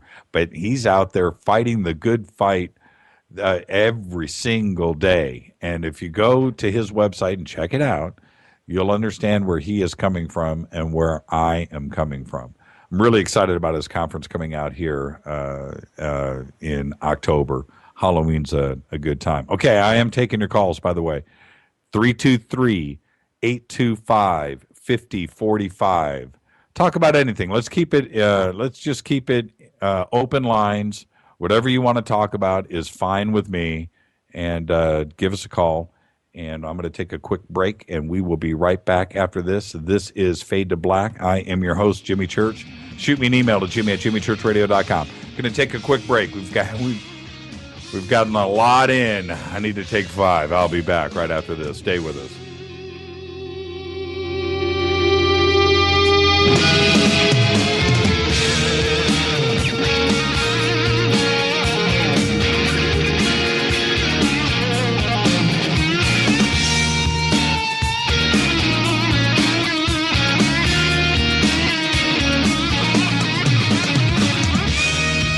This is KJCR at JimmyChurchRadio.com. On the Dark Matter Radio Network. Hey, this is Alan Yohannes from the Vultures and Queens of the Stone Age. You're listening to JimmyChurchRadio.com. Rock on.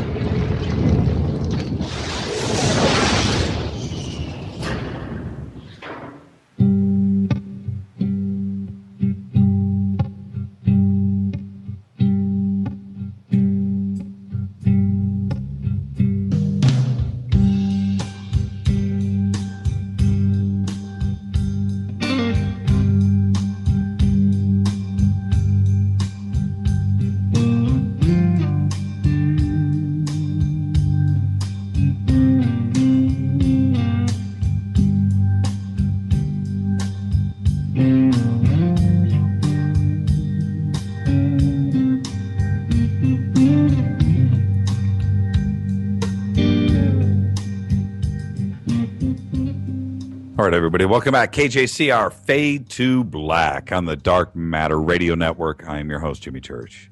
Shoot me an email to jimmy@jimmychurchradio.com. Got a bunch of emails here. I'm going to start reading through these. A lot of Twitter action, too, as well.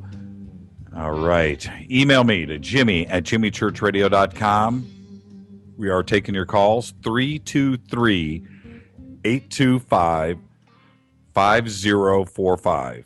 If you need to write that down, 323-825-5045. And if you go over to jimmychurchradio.com, everything is there as well, and including Skype, which is Fade to Black 14. And if you're wondering what the 14 is, that's for my favorite race car driver of all time. His name is A.J. Foyt. He had a birthday the other day, 79 years old, but his number was 14. So that's, if you think there's some hidden meaning there, well, there is. And that hidden meaning is 14. It's A.J. Foyt's number. So it's Fade to Black 14. All right. I got this email during the show, and I want to read through it, check it out. And it goes like this. It's my husband, Chad. Well, okay. I shouldn't have done that. But anyway, my husband, Chad, 23 years, and I first saw a massive UFO with other witnesses in Hammond, Louisiana, that seemed to try to prepare us and another friend, coworker Jacqueline, to be taken off a street corner 2 days later while living and working in the French Quarter of New Orleans. We had no alcohol that night before this happened, and much high strangeness too. And again, I'm just reading this as it has come in, so just stay with me. Chad had his regression, saying that he and Jacqueline are on a craft out in the universe dealing with 4 types of beings. I am the only one that has the memory of between and in my memory that I am not with the other 2, nor the being that I was with wasn't with Chad on the craft. I am also the only one that appears to have the unknown implant just under the top layer of skin that can be seen by sight and touch. I came to the next day in my living room, sitting up with my eyes popping open to discover the object in my upper arm. Now, reading this, I'm going to continue in a second, but Alta, I know you're probably listening to the show because you just sent us the email, and if you'd like to discuss this email, it's pretty amazing. Just give us a quick call. We'll screen the call and we'll get you at the front of the line. The number is 323-825-5045. Let me continue. Chad is the one who first saw that my arms from the back had bruises. 4 very long digital handprints as if they were from behind that lasted a day or two. The unknown wouldn't take a pic or x-ray until the 3rd time, totally flipping out the MD and his staff. I'm not sure what MD means. I know how nuts this sounds, but just a small portion. This is just a small portion of what is happening to us. If my deceased mom is to be believed, she shared with a few of us that she trusted that when I was a baby in 1957 and 1958, she and I were driving across the desert and a UFO had landed on the road and stopped her car. I never, nor did anyone else ever challenge that statement nor ask any questions of her. So this is all that I know that was said. I have much mystery in my early childhood, but I am told I am of mixed Indian blood from Arizona and that my mom and I, we left there when I was very little. I met Chad in Little Rock in 1990.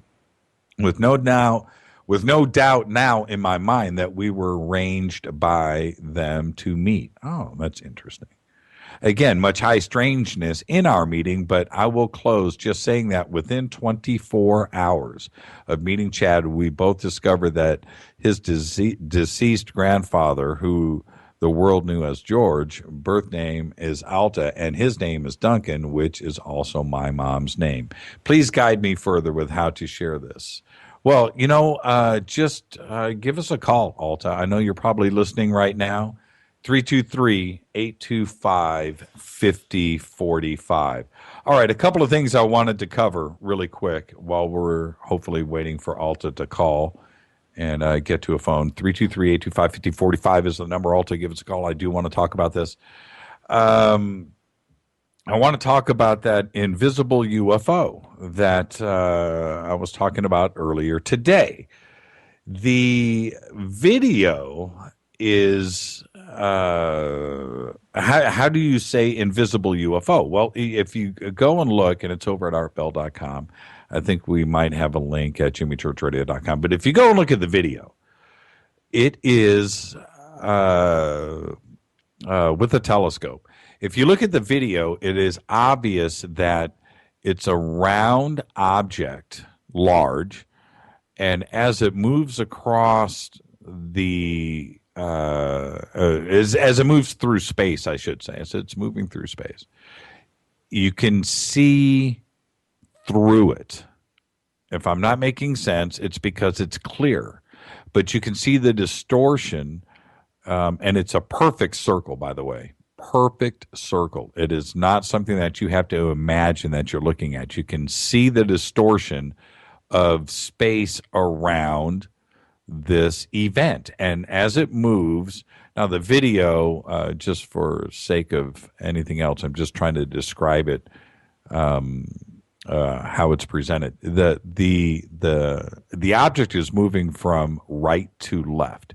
And as it moves from right to left, and it's a long video too, as it moves from right to left, you can see that this event is large.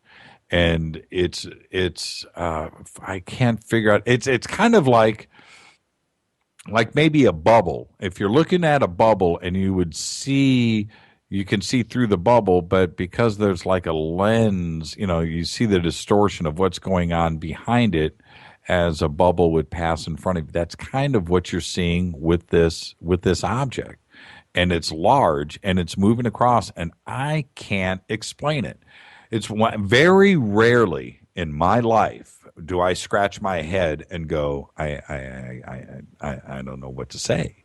Well, this is one of those videos, and I don't know what to say. I don't know what I'm looking at, and I've watched it now so many times. It's a long video too. I've watched it so many times where I just don't know what that is, and it looks to me like gravity, or there's some kind of field that is around the object.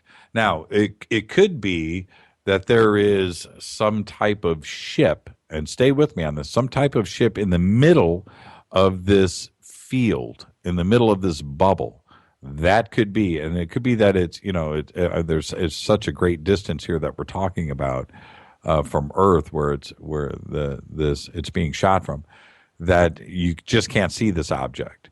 It's too small, but there's some type of force field around it that is moving space, some type of gravity field that is moving space around it so it can move forward. Think about what I'm saying. Now, it doesn't, if you remember back, let's go back to what Bob Lazar used to describe the gravity engines that were used on the flying saucers that he described. I don't want to get too in depth with that, but it's almost the same description. It's like something is being moved in front of this object, allowing it to move through space. I don't know what it is, but it opens up the imagination to so many different things. I've never seen anything like that. If this had been videotaped before, if there had been video out like of an object like this before, we'd have some type of reference where we could go, okay, it's like that. No, you've never seen anything like this, and I need somebody to tell me what it is before we jump to a conclusion like that. Well, it's an invisible UFO. Well, you know what? You look at this video, that's exactly what it is. And it's obviously moving space around it so we can move through and around that, move forward. It could be backing up. I don't know. It's just going from right to left. But you have to see the video. I don't know what conclusion to draw but it's obviously an object moving through space that is moving space. It's bending space in front of it as it moves across the screen. You have to see it. It is absolutely fascinating. All right, I'm going to take another quick break, and we'll be back right after this. This is Fade to Black on the Dark Matter Radio Network, and I'll be back right after this. My name is Jimmy Church. This is Fade to Black. Shoot me an email, Jimmy@jimmychurchradio.com. I'll be back right after this. Stay with us. Don't go anywhere.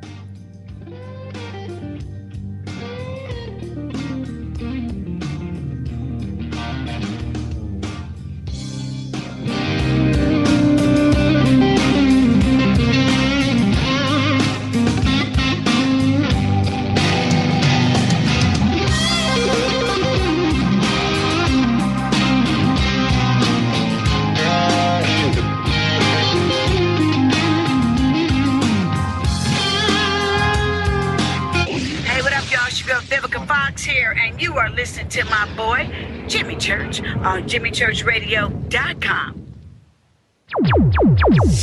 Despite popular opinion, reading a book will not make you smarter. But listening to Jimmy Church will. On the Dark Matter Radio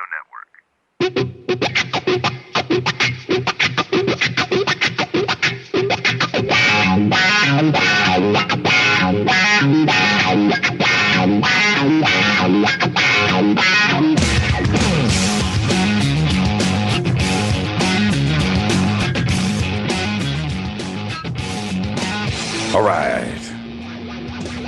Welcome back. Fade to Black. KJCR on the Dark Matter Radio Network. I'm getting settled back in here. All right. I'm your host, Jimmy Church. Give us a call, 323-825-5045. All right. Let me get back to some emails here. There was a couple of things that I wanted to go back and follow up with some of the comments that Antonio had made about abduction. When I had to stop him, the phenomenon of abduction is real. And I understand where he is coming from. His type of investigating doesn't warrant that. Okay, that's fine. That type of investigating, he wants to leave that up to himself. But the people that get together at MUFON, and they need to talk about this because the experience is real. And because the experience is real, they need to talk about it. And because when Jerome Clark was on the show last week,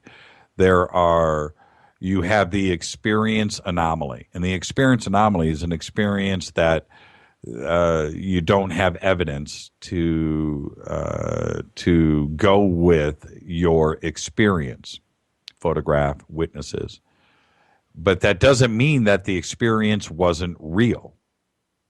And in my meeting with not only, that's why I had to bring up Travis Walton, and I know that him and Travis are friends and he believes Travis, but you can't dismiss somebody's experience just because it's an experience anomaly without witnesses to or evidence or video to back up the experience. You know, that's I had to put the brakes on that.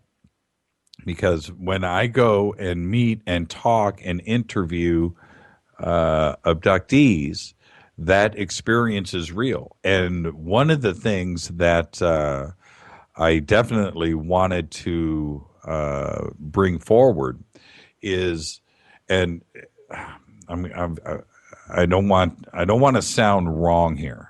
I don't want to sound like I'm not right, is what I'm trying to say. Is I think that the traditional ETH, the traditional way of looking at things, is spacecraft flying across the universe, covering light years and distances and vast. That's probably not the way things are happening. I think it's a little bit deeper than that, and I think it is bending of time and space and parallel universes, and able to get here in nanoseconds and not thousands of light years of space travel. And if that is indeed the case, which I think is the case, that means that visitation and abduction is a very real phenomena that can happen all the time. So I need to and want to hear from anybody that is experiencing that, and I don't want anybody to not talk about it because they think that it can't happen. It can, and again with Antonio's view, and he's right. Antonio's view is he's just a black and white guy. He's an investigator. He's a counterintelligence agent. He's somebody that is out there investigating. So he wants to investigate real evidence where something that he can put his teeth into.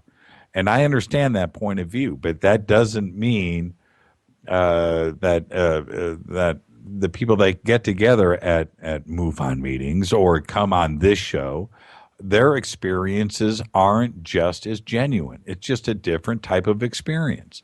And it's an experience anomaly. That's why I had that show the other night with Jerome Clark.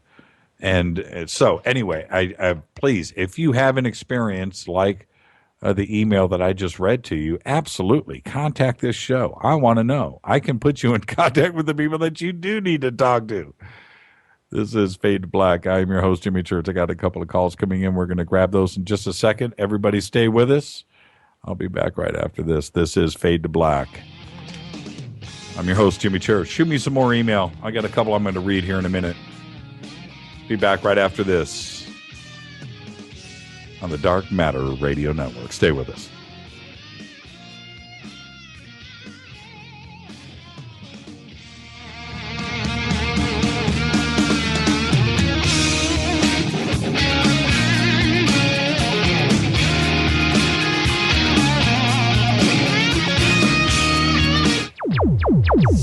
Despite popular opinion, reading a book will not make you smarter. But listening to Jimmy Church will on the Dark Matter Radio Network. He's always giving it to you straight. JimmyChurchRadio.com. On the Dark Matter Radio Network. Erica, Brittany, Gabby, and you're listening to JimmyChurchRadio.com.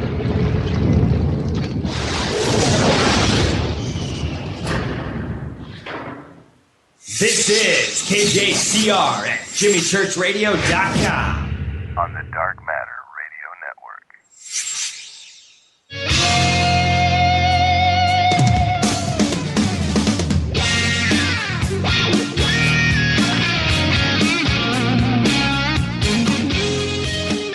All right, everybody, welcome back.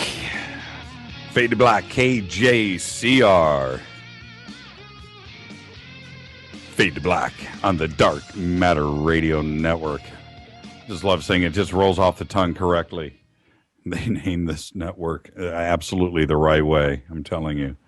It's an easy thing to say. Shoot me an email to Jimmy at JimmyChurchRadio.com.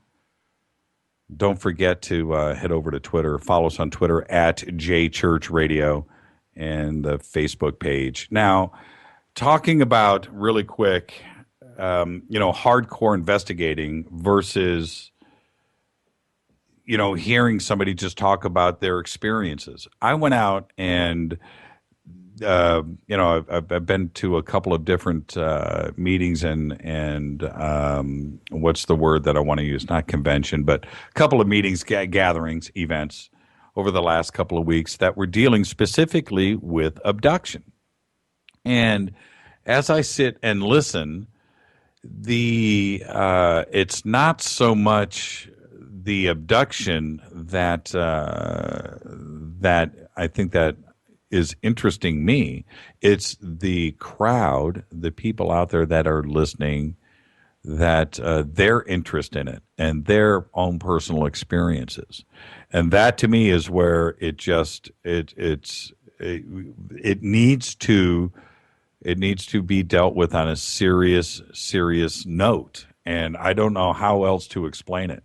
Got a couple of calls coming in, and let's see here. Anyway, we'll get to them in a second. Okay. Again, I'm hoping it's Alta. I want to speak with Alta. Give me a call, 323-825-5045. Alta, if you are out there, 323-825-5045. The experience anomaly is something that is real. And when I was speaking earlier with Antonio about what we saw, where it could have been a satellite or whatever, but there was nothing to back that up. So it turns into just a story. But it doesn't mean that the story isn't real. And I am fascinated with that. I want to hear. I want those emails. I want people to participate. Okay? Hold on for a quick second. I've got a couple of calls coming in. And I will be back right after this. Just stay with us. Fade to Black, Jimmy Church on the Dark Matter Radio Network. Be back.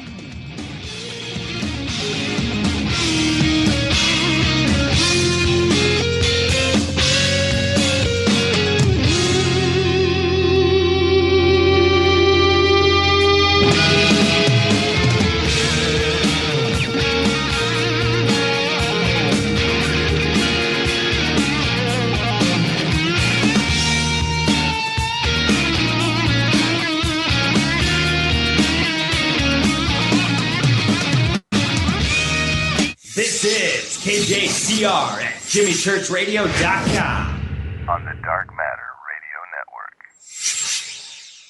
Hey, this is Alan Yohannes from the Vultures and Queens of the Stone Age. You're listening to JimmyChurchRadio.com. Rock on.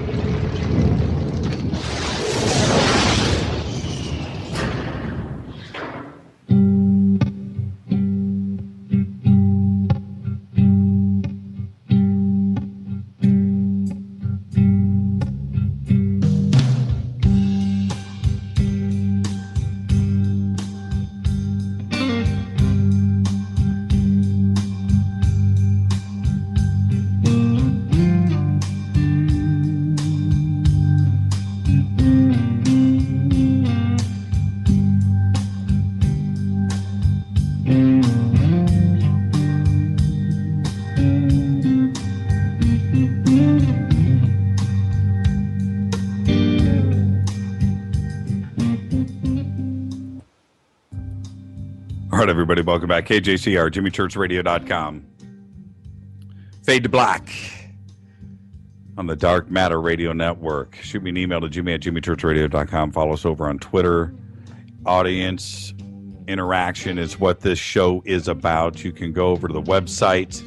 We have the forums over there after the show tonight.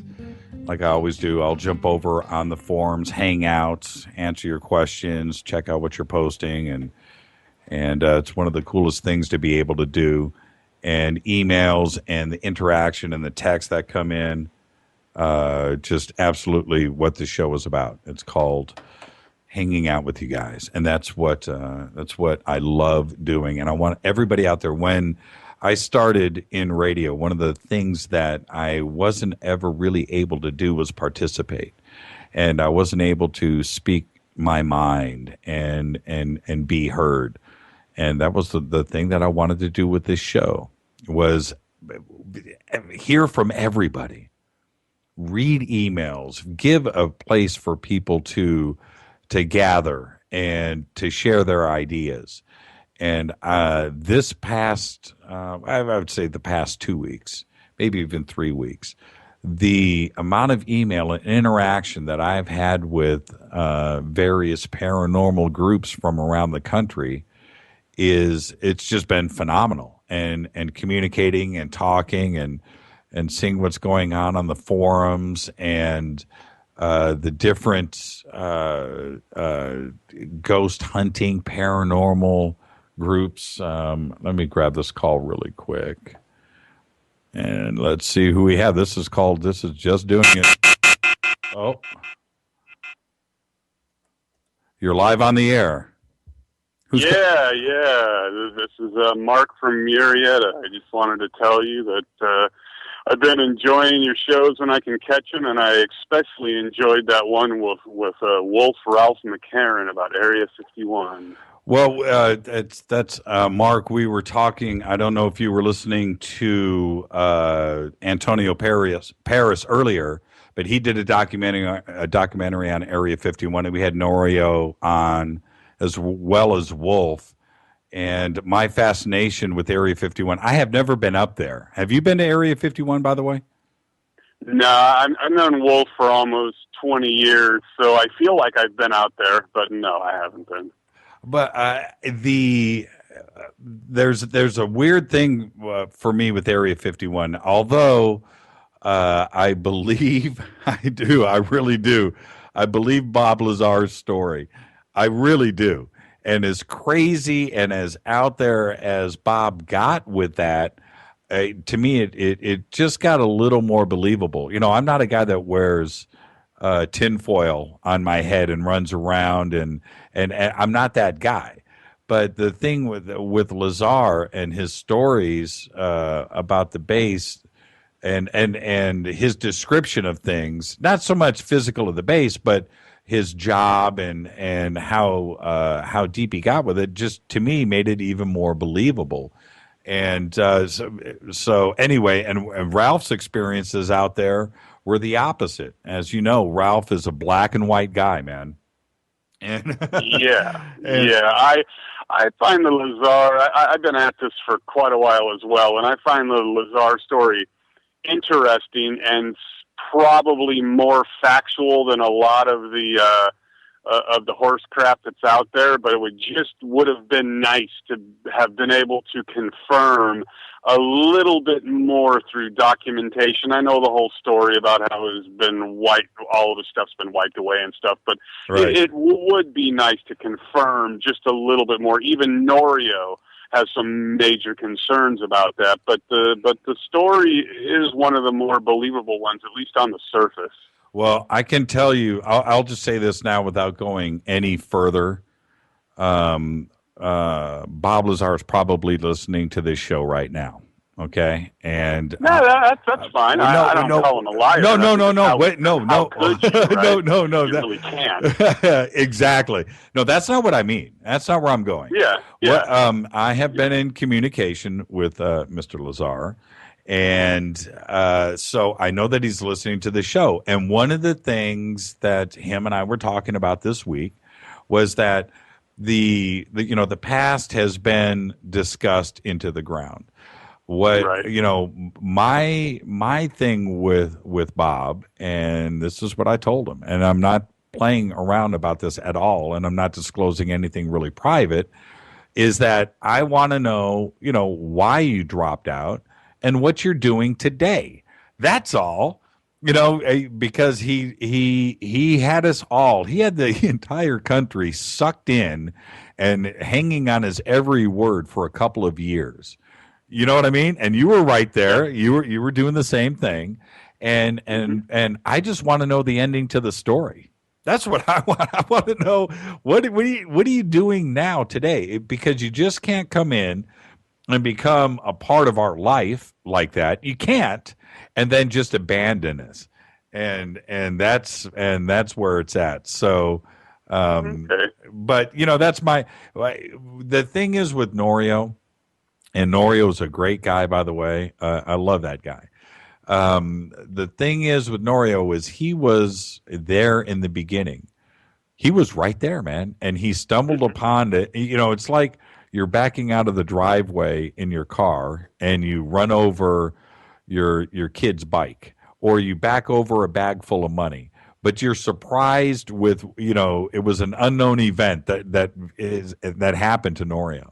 But he was right there in the beginning. So if anybody can, because I've never met Bob and I wasn't there, so I don't have a perspective to call BS on something. I only know what I can see now from a historical perspective.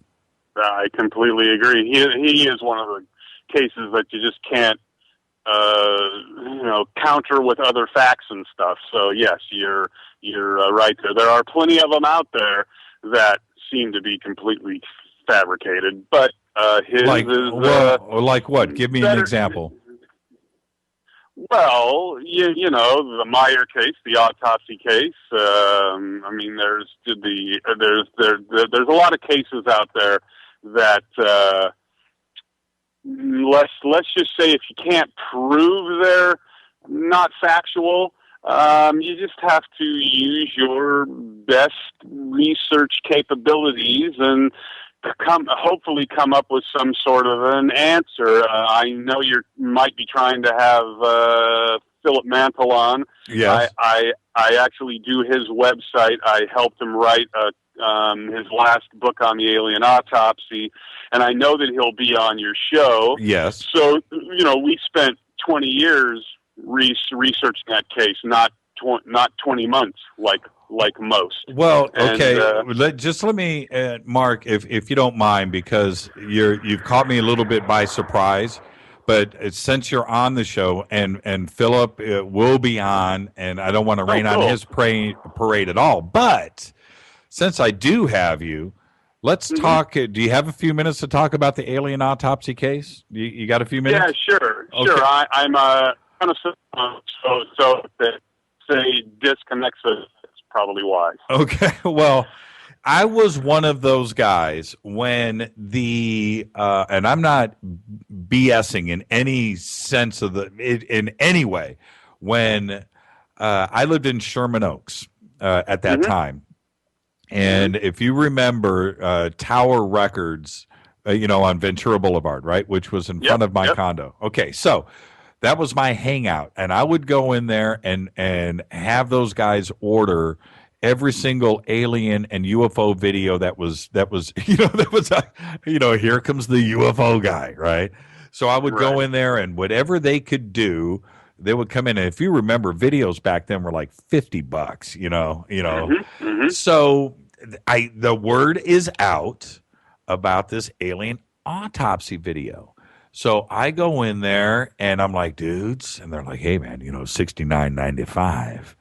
Okay, all right, I'll fork it over. And I didn't know it was going into Ray Santilli's pocket, but anyway, so I wait, and the video comes in a couple of days, and I ran home with that video like O.J. Simpson running from the crime of the scene, man. I mean, I was scene of the crime. I ran home, got that thing into the VCR, and watched it from beginning to end. I was right there. I was one of those guys. Now, looking back, Mark, were we duped?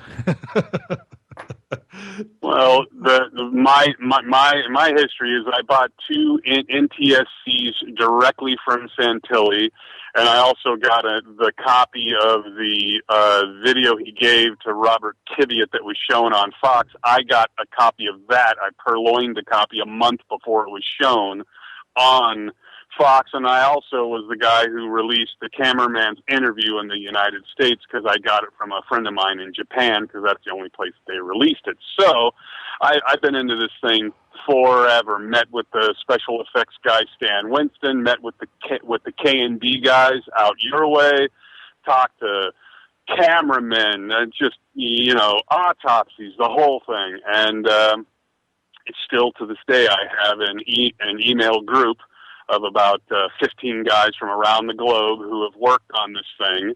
And what it comes down to is that Mr. Mantle has seen enough positive information to prove it to him that he found the guy who shot him, made the effects, did the whole thing. So he is the man to talk to because he lives in the same country as the guy who supposedly made all this. Before we found this guy, I've been on the fence the entire time about it. I believe Philip. I've known him a long time. Right. And if Philip says he's seen enough hands-on material and talked to this guy in his house, and if he says that it's all horse crap and it's all made up, I do believe him. That just opens up a whole door of issues with Santilli saying that what you bought for $69 was all the footage from the cameraman, which now even he says, we recreated it. Well, Mr. Church, you bought it because he told you it was the real stuff, not that he recreated it. Yes? That's right. Yes. That's right. So it does seem as though Mr. Mantle has finally put a stake in the coffin for most of us. A couple people on my group refuse to believe that it's not real. So you'll never be able to convince everybody in the world of any case at all, the Billy Meyer case, right? Right. Maybe there was a little bit of truth, and maybe a few of the photos were real and such, but we all know that if not all of his stuff, a huge portion of his stuff was made up. We just know it, but we don't know if the entire case was made up. And the issue with the alien autopsy, we think, and Philip Mantle thinks he's proven it, that it's a complete fraud and a fake. Why would did it all just, and this is the heartbreaking part for all of us, and I agree with you, we wanted that to be the real deal. And certainly if it was, then it's the greatest news since, Jesus on the cross kind of thing. And so we all wanted it to be real. But do you think now, after it just came down to money, just suckering in people like myself, it just came down to money and greed? Is that the answer? It came down to money for Santilli, okay? Because he, again, I won't spill too much here because Phil's the guy who deserves the credit. But one guy comes up with the idea, which is Santilli. He tries to pull off. You heard of that footage that initially wasn't played on Fox, but in the third airing of the show, it was called the tent footage? Yes. Right? Right. Well, then Philip found the guys who made that, and the story goes that was the first attempt at doing this. It was shown to Santilli, and he said, no. He brought it to, he saw it and said, wow, this is pretty good. He brought it to this other guy, and the other guy said, this is video, this is crap. We can do it better. And then they worked together. Santilli worked on it for profit and money. The other guy worked on it because he's an artist. He's into film. He's into video. He's a magician. He does special effects, yada, yada, yada. So he never got any money for it at all, period. Santilli made millions off of it. The guy who actually did it made zero. So, and this is the thing. Santilli went into the wrong field, man. He should have been acting, because if you know what I mean, he should have been an actor, because the way that he handled all of it, not only his participation in the video itself and him steadfast, looking into the camera and describing things, going back to not only the timing and how it was done, but I'm talking about the film stock and getting Kodak involved and researching this and the investigation, and then to bring in what was Ciro Hecht, I think was his name, right? Wecht. Ciro Wecht, bringing him in, and Santilli, and these guys that are legitimate guys in society that we all respect, and just to get everybody else suckered in on this. I doubt that Ciro made any, you know what I mean? It leaves such a bad taste in my mouth today. It's the Barnum and Bailey side of it. The fact that in 1995, when I downloaded the first scans of the Italian magazine that had the creature on the cover and side, and it took me 15 minutes to download. Right. It was perfect timing to put out the information on the CompuServe's Encounters forum where we were talking directly to him, et cetera, et cetera. The timing was perfect. He was masterful at what he did. And even today, you saw the latest when he was on that Sky One show where he said, there's fleeting glimpses of the real footage. Yes, in the yes, I did. 16 minutes, Yes. blah, blah, blah, blah. He's amazing. Yeah. Yeah. And this is the other sad thing. I've got a million questions to ask you about it, but I refuse to even think about why. If that video pops up, if it's on TV or whatever, I'll look away. I'm so disgusted. I don't want to have anything to do with that at all. I mean, it's just, and it's really, really sad that. And I'm sure you feel the same way now. I mean, it's almost nauseating, the feeling that I get when I see it now. Yeah. I've probably been involved with it. Other than Philip, probably more than anybody, I would assume. Thousands of hours, thousands of dollars, hundreds of miles, and what irritates me mostly is not only that they pulled one over on us, right? And I wanted it to be real too, but I don't have any. I don't want to harm Kiviat who produced it and put it all together, but guys like that, we both know that when they put that Fact or Fiction show together, we both know that a lot of things were said, a lot of stuff was seen, and we should know that stuff. And about once a year, I contact him, hoping that someday, he's a young man, so it may take 40 more years, but someday he'll finally come clean and tell us about his involvement in that thing, because you've got to sit in a room with Santilli. You've got to sit in a room with this video. So I just have a sneaking suspicion that except for the guy who made the creature and shot it all, even Kiviat, everybody, money, and they got your $69, and I bought 2 of those videotapes. So it's sad. Has anybody else? Because there was, you had the nurses, you had the assistants, you had the guy doing the autopsy himself, you had the cameraman. Have you been in contact with anybody else that was actually in the video?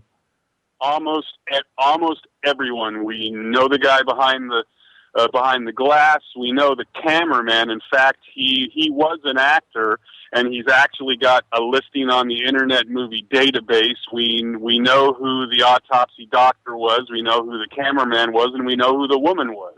But I can't spill the beans because Philip's going to be on your show.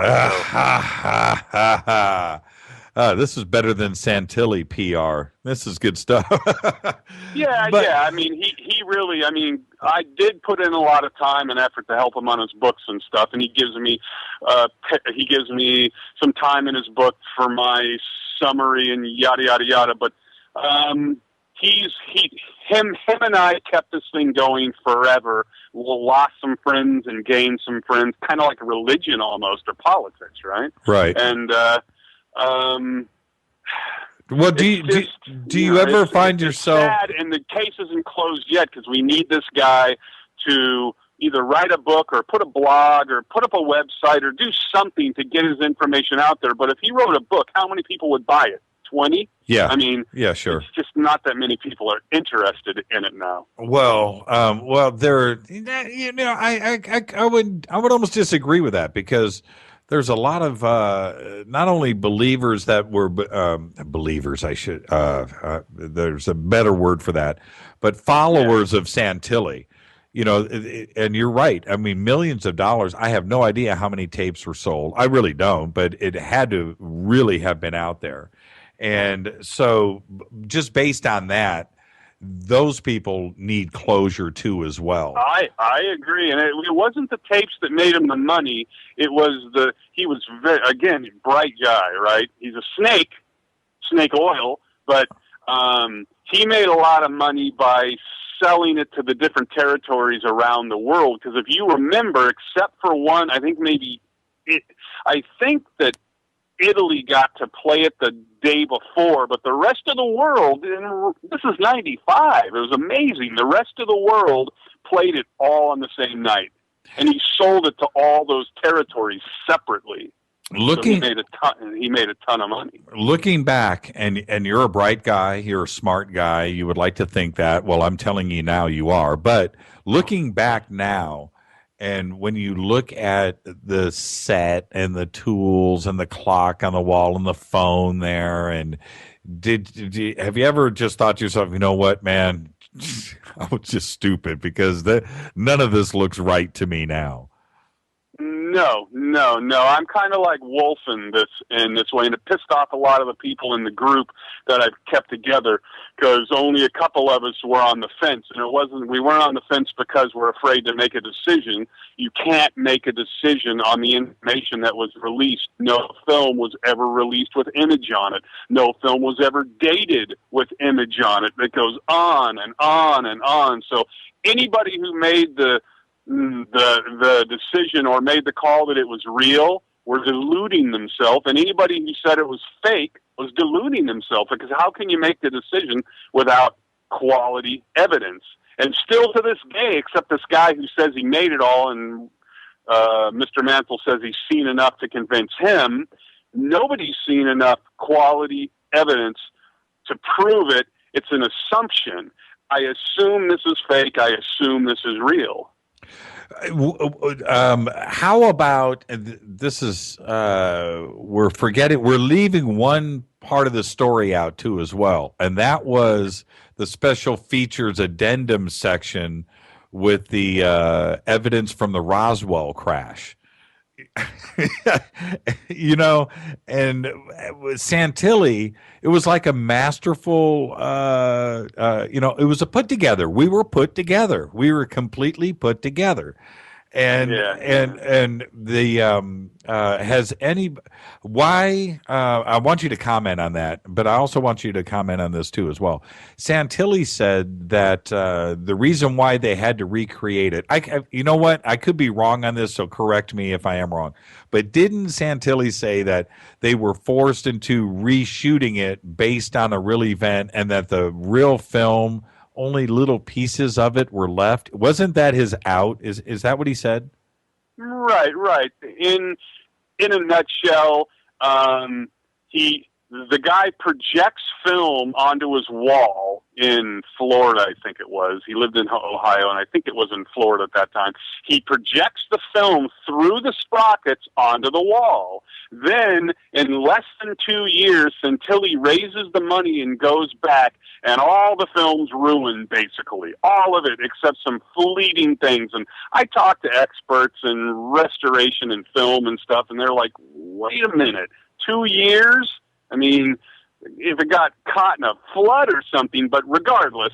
So yes, he says that happened, and then they reshot it based on his memory, artistic license of the six-fingered control panels that he said were artistic license, et cetera, et cetera. Right. It doesn't wash because you still have 28 cans and more of vintage film, stuck together or not, that could have been looked at, could have been tested, et cetera, et cetera.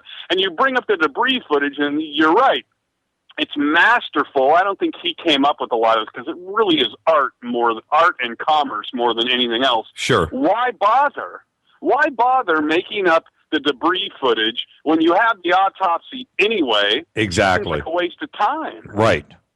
But he did. It's masterful. Masterful. I completely agree. Masterful. And for me, back then, my frame of mind was, I wanted it to be real so bad that, and I remember, I'm telling you, I bought it. I bought it. I've not bought it physically with cash. I bought it with my emotions. I was duped. I was suckered in, and I invited people over to the house to watch that video, and I never. I don't remember anybody going, "Hey, man, this isn't real." People were shocked and blown away. Not only that, but then when you have Cyril Wecht to get up there and Stan Winston, and people that we all recognize, it's like validating everything. So you just walk away with like, wow, man, I can't believe it. And it was, just absolutely masterful. Now, you said, take me back for a second. You said you talked to Stan about this, Yeah. What?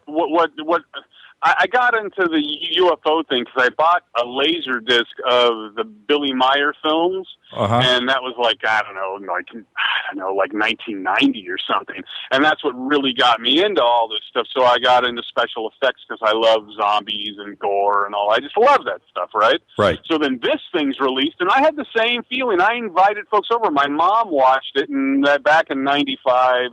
I don't know, she was like 68 or something. It grossed her out and she left the room, right?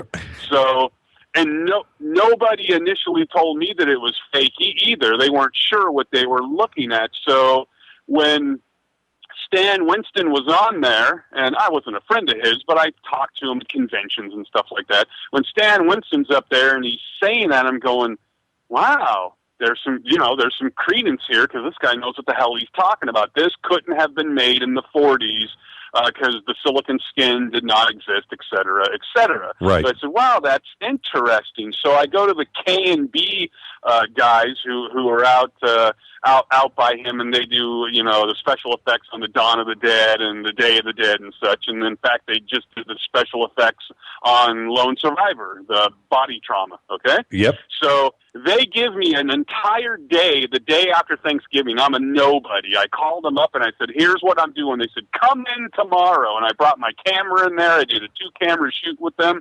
And I said, what's going on with Stan? And they said, here's what happened.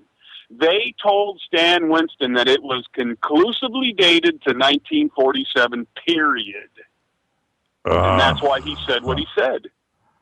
Uh-huh.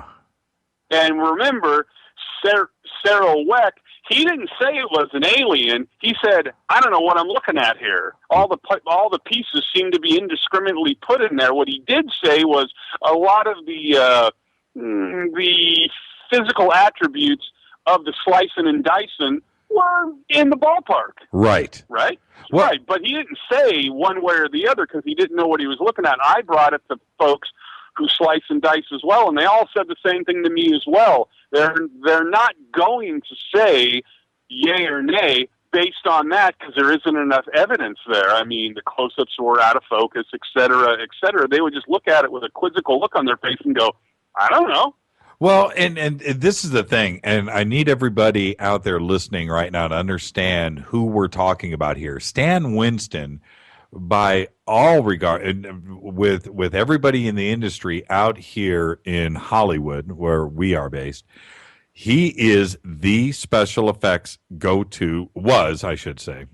When did he pass away? About 6 years ago. Sounds about right. Yeah.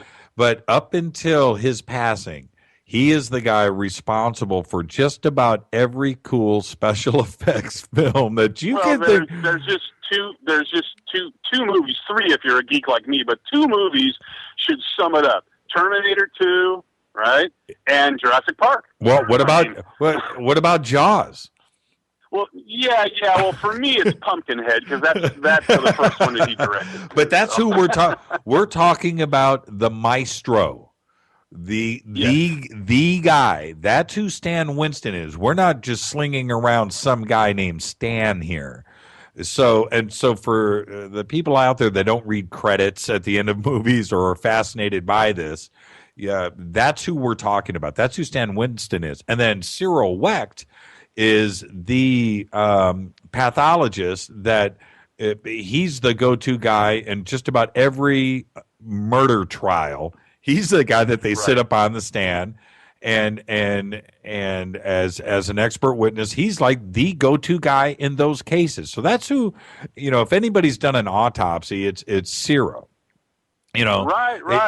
And I can't remember if they had the Kodak guy on there. His name was Lawrence Kate. I think they did have him on. Yes, they did. They did.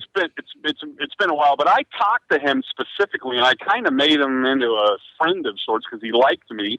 And again, it's one of those deals where nobody bothered to ask him the real story, and the real story was, yes, two guys, Gary Schofield, the other guy who was in tandem with Santilli to make some money, him and this other guy bring in a can of film to the Hollywood Kodak office. They walk it in. And Larry Kate said it happened a lot because people would want to know, what the age was, et cetera, et cetera. So he unreels some clear leader. He sees the three characters on the side. And he says, 27, 47, or 67. Thank you very much. And they leave, right? Yeah, you're talking about the batch code. Right. And it couldn't have been 27 or 67 because the batch won't last that long, and, the radiation, and it all turns white and all that. I'm not a film guy, but I know enough. So They say, well, it must have been 47. But what they didn't say is, and Mr. Kate told me, he said, I'm kicking myself in the ass, Mark, because I didn't know what I was looking at. They didn't tell me what I was looking at. So I look at the clear leader, and they're on their way. So he didn't see any image or anything. And he said, dude, anything could have been in that can of film. Anything. Nobody knows. And you know how they dated it in Denmark and London? They called it in. They called it in and said, we've got these codes on the side of the film. What does this mean? 27, 47, or 67. That's how they dated the film, period. It's and it's such a it's such a remarkable. I don't want to give credit to Ray Santilli, but then I do. I really do. In that the whole thing, front to back, was plotted out where these guys are sitting around going, "Okay, man, we can make some money here. This is how we're going to do it, and this is how we're going to pull it off." And they did. That's the thing. Yeah, to be honest, that we would like to. He's an intelligent guy. Okay, it'd be easy to slap him around, but it actually, I'll let Philip talk about this more. But it actually wasn't him. They're throwing ideas around just like a band or anything. Hey, that's a nice riff, and everybody works on it, right? Right. Well, kind of like that, but this guy that Philip Mantle will tell you about, he's the guy who pulled Santilli's fat out of the fryer over and over and over again. When Santilli said, I've seen footage of Truman at the crash site so clear you could read his lips. Right. Well, that never happened. That he says that, well, we couldn't see the footage because that was all stuck together. So, okay, so you're lying about that. But they were, because he said that, the guy who supposedly made the movie, the video, he was already working on getting somebody made up like Truman to shoot that because Santilli opened his big mouth. Same with the cameraman. There was never a cameraman. He opened his big mouth, so then they find this guy on the streets. They put a fake nose on him. They give him a script, and now they got a cameraman's interview. So it was kind of a seat-of-your-pants thing because it blew up so big. Santilli was not into UFOs and stuff, and neither was the other guy. They had no clue the bridge that they were jumping off of. Where's Ray Santilli today? He's still in England. The last time I talked to him, he was coming out to Vegas for some film thing because he's still, he's mostly into the music video thing. He's done some on Elvis. Well, the story goes he was trying to get some Elvis footage, and that's how he got the autopsy footage from a guy who shot Elvis in '55 or something. Right. So the last time that I talked to him, he came out to Las Vegas, and I floated in some tickets to a really top-notch Elvis impersonator, hoping that I could chip away the ice that we've had between us because basically I told him, you lied to me. You took my money and you lied to me because you told me this was cameraman's footage and it never was, and now it's recreated. And there's a little ice between us. This was 5 years ago or so that I gave him the tickets. He never thanked me for them. Thank you very much, Ray Santilli. But he's still in the business. And Philip can talk about his business practice, his behavior with partners and things. So let's just say, as a musician, it's a tough life to make a buck. Yeah. So yeah. Do you think he feels? Does he feel? Does he feel or act guilty or a little remorse? No. He's loving it, man. When they came up with the Alien Autopsy movie with Ant and Dec, the comedy team from England, he was all over it. He got a bunch of money for that, and the rumor is, and I don't know if it's still in the works, but a Broadway style play was being worked on as well. You talked about, you know what? Do you mind? We might as well just take this to the end of the show. You surprised me, but if you can hang, I would like to talk about Billy Meyer. If the phone works, then we're good to go. Okay. Well, you know what? I would normally take a commercial break here. Let's not do that. Let's just keep going. Let's you brought up Billy Meyer, and again.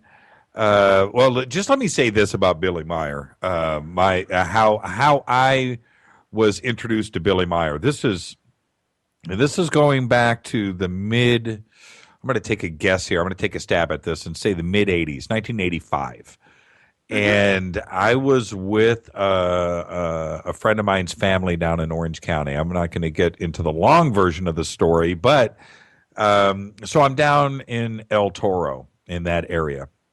Nice neighborhood, nice house, gated community, cookout, good time. It's on. All right. So, and and it's a nice house. And I remember having to go into the house for some reason.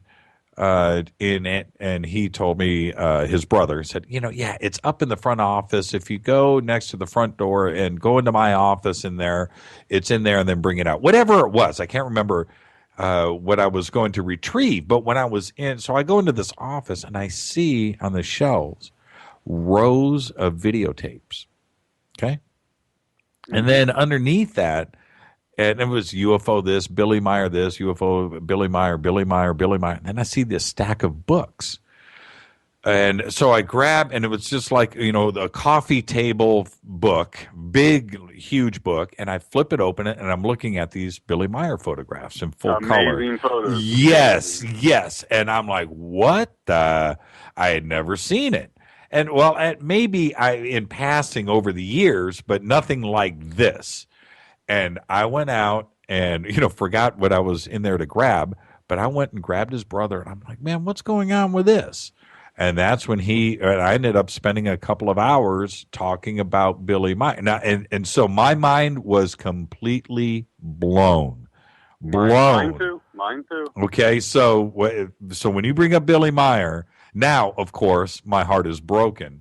Have you seen, I want you to, let's talk about Billy Meyer. Have you seen that documentary floating around on YouTube about Billy Meyer that it starts with him as a secret agent in India or whatever, and how yeah.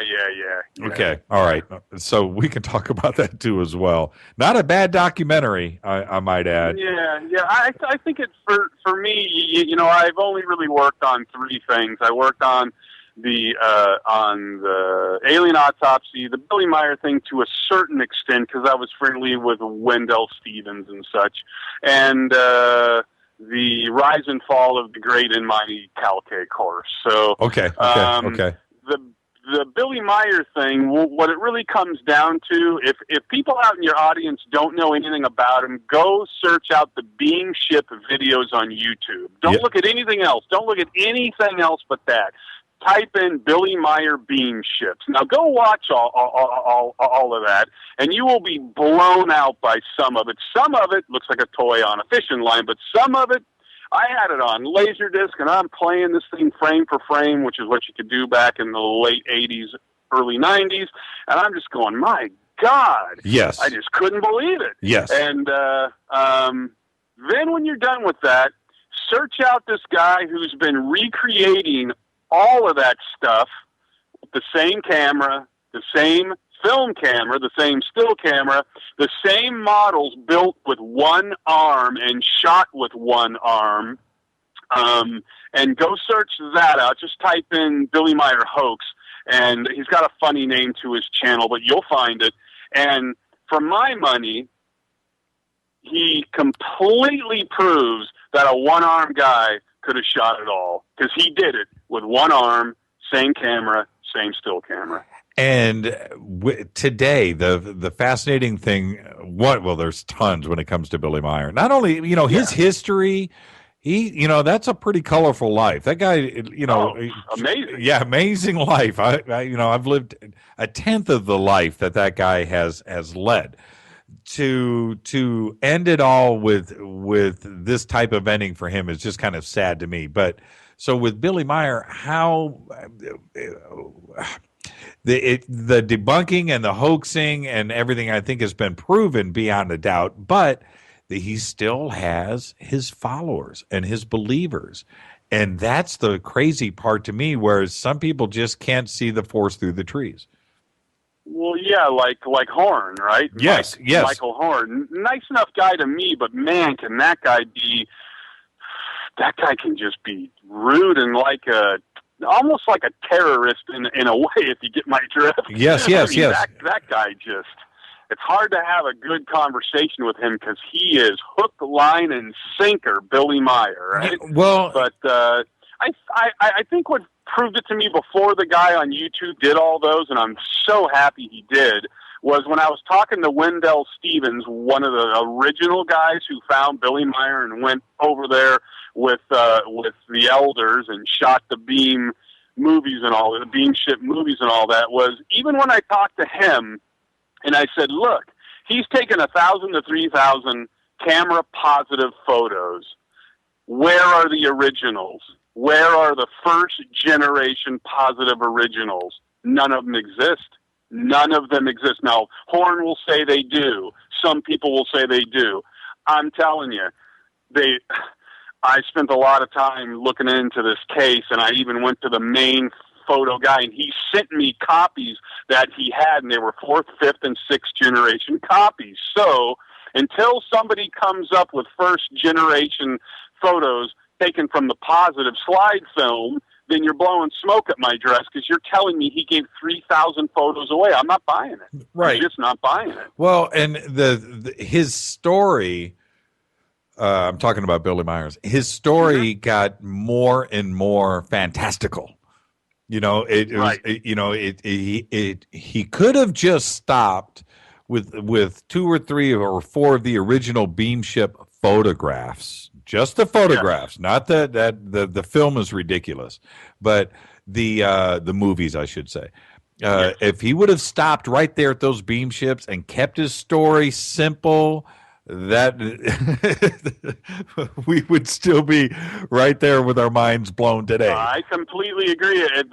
The 180 to that is he couldn't stop because, ego and maybe a little money's going to come in. Yep. So he shoots the ray gun photo and the pterodactyl photo from the book and all this crap, right? Yep. The flip side of that is Lazar hasn't changed the story, right? Yep. So you got Lazar never changes it, and then this guy is still around, and his wife turned against him, his son, kind of turned against him, but he loves his dad, blah blah blah. So yes, it would have made it much harder to get to the bottom of it. But again, even with that, can we conclusively say that in India or in Sweden that he didn't have some inexplicable experience? We can't say that he didn't. No, we can't. Say it. No, we can't. And like I want to take you back to when I was looking at that coffee table book. I was so blown away, and so my mind wasn't even working right when I was looking at those pictures. It just twisted me up. They were just unbelievable. And then when I saw you said it right too, fishing line. When I saw the film, it just took the wind out of my sails all the way back to the original photographs that I had seen in that coffee table book. I was just like, oh, no, come on. But yet but not all the film, because one really good one is when the ship is over the road and the car passes underneath it and Yep. it's just spinning there. Yep. That's a good film. That's I a mean, good that's film. Like, cool. I like that. Well, and but some of it was ridiculous. Well, yeah. one of the that pendulum. See, this is a thing, and you're right about this. The one piece of film that I thought was completely bogus with the pendulum, like, and it's the ship is going around the tree. Yeah, but the thing is about that film was when the tree was swaying with the ship as it went by. And how did that effect happen? And if I and I could have sworn that the ship was actually traveling behind the tree, so it's like going around the tree. As bogus as it looked, because we've all spun, a piece of string in our hand like that. You know what I mean? Okay, and it had something dangling from it, a pendulum effect. But yet the swaying of the tree and the way it was done, is bogus as it looked, to me, it could be real. So yeah, I agree. There was a couple of pieces of film that were, but the film I think is what brought him down. The video. Yeah, that and the wedding cake. The when wedding cake. That's right. That's right. With the toy car in front of it and all that, it's like, come on, people, come on. Oh, you mean in the driveway, right in front of it? Yeah. So how did you get into this? I mean, this is a fascinating. You and I have never talked, and this is a surprise phone call, and I love every minute of it. Sure. I'm a movie nut. I see 200 to 300 movies at the movie theater a year, and another 100 or so at home. So my parents were very cool to me, and they took me to see all sorts of twisted films as a kid and stuff. So I'm very much into film and special effects, and the Billy Meyer stuff is really, I saw, the Von Doniken and all that stuff, but when I bought the Billy Meyer Laserdisc, that really perked my interest, and I started going to some of the conventions and things of that sort. And it wasn't too long after that, like 4 years, when the Autopsy came out. And I'm also very good friends with a guy named Dave Aaron, who owns the UFO Audio Video Clearinghouse, and he was really, really like the main supplier of a lot of the footage everybody's seen on hard copy and encounters and all kinds of those through the 80s and the early 90s until he got sick and had to quit. Right. So between him supplying me with all that stuff and then the Autopsy, I got deeply, deeply into it. I used to do my own newsletter fanzine thing, and I made 500,000 pages of that, gave it all away, never accepted any money for any of it, never accepted any money for anything, because I just thought that's not what I'm into it for. Got asked to be on TV, and I turned them down because I'm just not, I don't know, I'm just not into that kind of stuff. I like Wolf. I want to do the research and try to get to the bottom of something, for Christ's sakes. And then recently, with a group of guys, we started to get into the rise and fall of Cal Korff, and he wrote a pretty good book on the Billy Meyer case. Right? Yep. Selling book on the Billy Meyer case. And then he wrote sort of a cobbled together from other people's work with a little bit of his own on the Roswell case. Yep. And then he moved to the Czech Republic and joined some sort of secret service, and he's been fighting terrorism with homemade nanodust. I don't have time to get into all this stuff now. Now he lives in India. But at another date, if you'd like to talk in depth about this Cal Korff guy, and if you've been around, so you've seen him in the '90s on hard copy. Yeah. And he's the guy who solved the JFK case, right? Yep. Blah blah blah. Yep. But if your listeners would like to go get a smidgen of what he's been up to, they can go to UFO Watch Cat, like Watchdog. They can go to UFOWatchCat.com, and they can see a very in-depth rundown of the last 14 years of Cal Korff's interesting Walter Mitty life. I had read, it seems like it wasn't that long ago, about a year ago, that I had read that he had joined the Secret Service. I mean, he was in some kind of secret underground clandestine government overthrowing a new world order organization overseas. It was some crazy. It was like, you've got to be joking. But and you're the first person that I've talked to since then. I got to hear the rest of the story. Dude, it goes hugely deep. He's a pathological fabricator, let's call it. Okay. And he's kind of like Corso, the guy that wrote the book, who said that without my involvement in the Roswell debris, we wouldn't have cell phones and night vision goggles and things. Right. He's kind of like that. So if you want to have a show on it, first thing you got to do is go up to UFOWatchCat.com, wade through all that stuff that a compatriot of ours put together, and then go to the YouTube channel to watch his crazier than hell YouTube videos that were re-edited with the truth, and to the blog, calisanidiot.blogspot.com. And once you look at all that, you'll say, my God, I mean, this guy wrote 2 pretty well-received books, and he was on the Larry King show, and he did all these different spots, and he really was kind of somebody for a while, and then he joined kind of like in a fashion, a Star Trek club that he renamed the Secret Service of, the CZ, and he was a captain and a colonel, and he had sexy honeypots, he called it, and he was $25 million from a sheik, and it goes on and on and on. And the worst thing he did to a friend of mine, you probably know him, Don Ecker, the guy that owned UFO magazine. Yep. He pissed off Cal, because Don's a straight shooter. He pissed off Cal, and Cal stole the identity of a lawyer who was out of L.A., stole his identity, anonymously wrote an email to Don Ecker and told him, you will stop, you will blah, blah, blah, blah. Don called the lawyer, and the lawyer's going, what?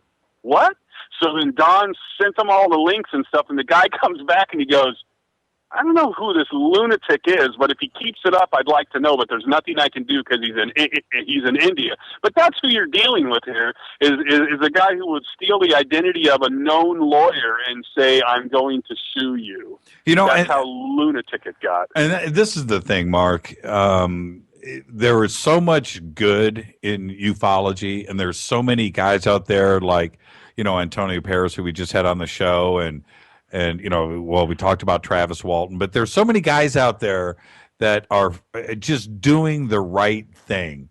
And then you got guys that come along like Ray Santilli that sucker us in, or Billy Meyer or Quarf, all these guys that just mess it up for everybody, and it's a really sad thing. Well, and even Richard C. Hoagland. I was pretty friendly with him. I used to call him up at his house. I bought his books. I bought his videos.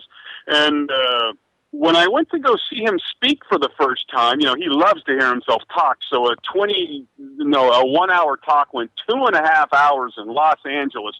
And when he started to tell us stuff like, there's an intergalactic war going on right now as we speak. Right. And that, it was just, you're looking at it going, I can give some credence to some interesting photos that you've blown up until the pixels are the size of a VW. Okay, maybe it's there. It may not be there.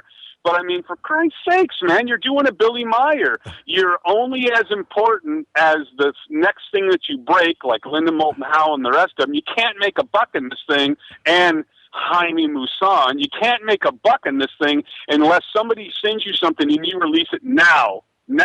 Got to get it out. Before we do any research on it, got to get it out to keep my name in the media. Hey, Mark, you know how good you did? We've got 45 seconds and we are off the air. So listen, I'm gonna start rolling some tape, and I'm gonna say, or rolling the music, and I'm gonna say good night to you now over that. I'm not gonna just cut you off, but thank you for coming on, folks. That was Mark Center, and we've been talking to Mark. This was a surprise call, and thank you for doing that, by the way.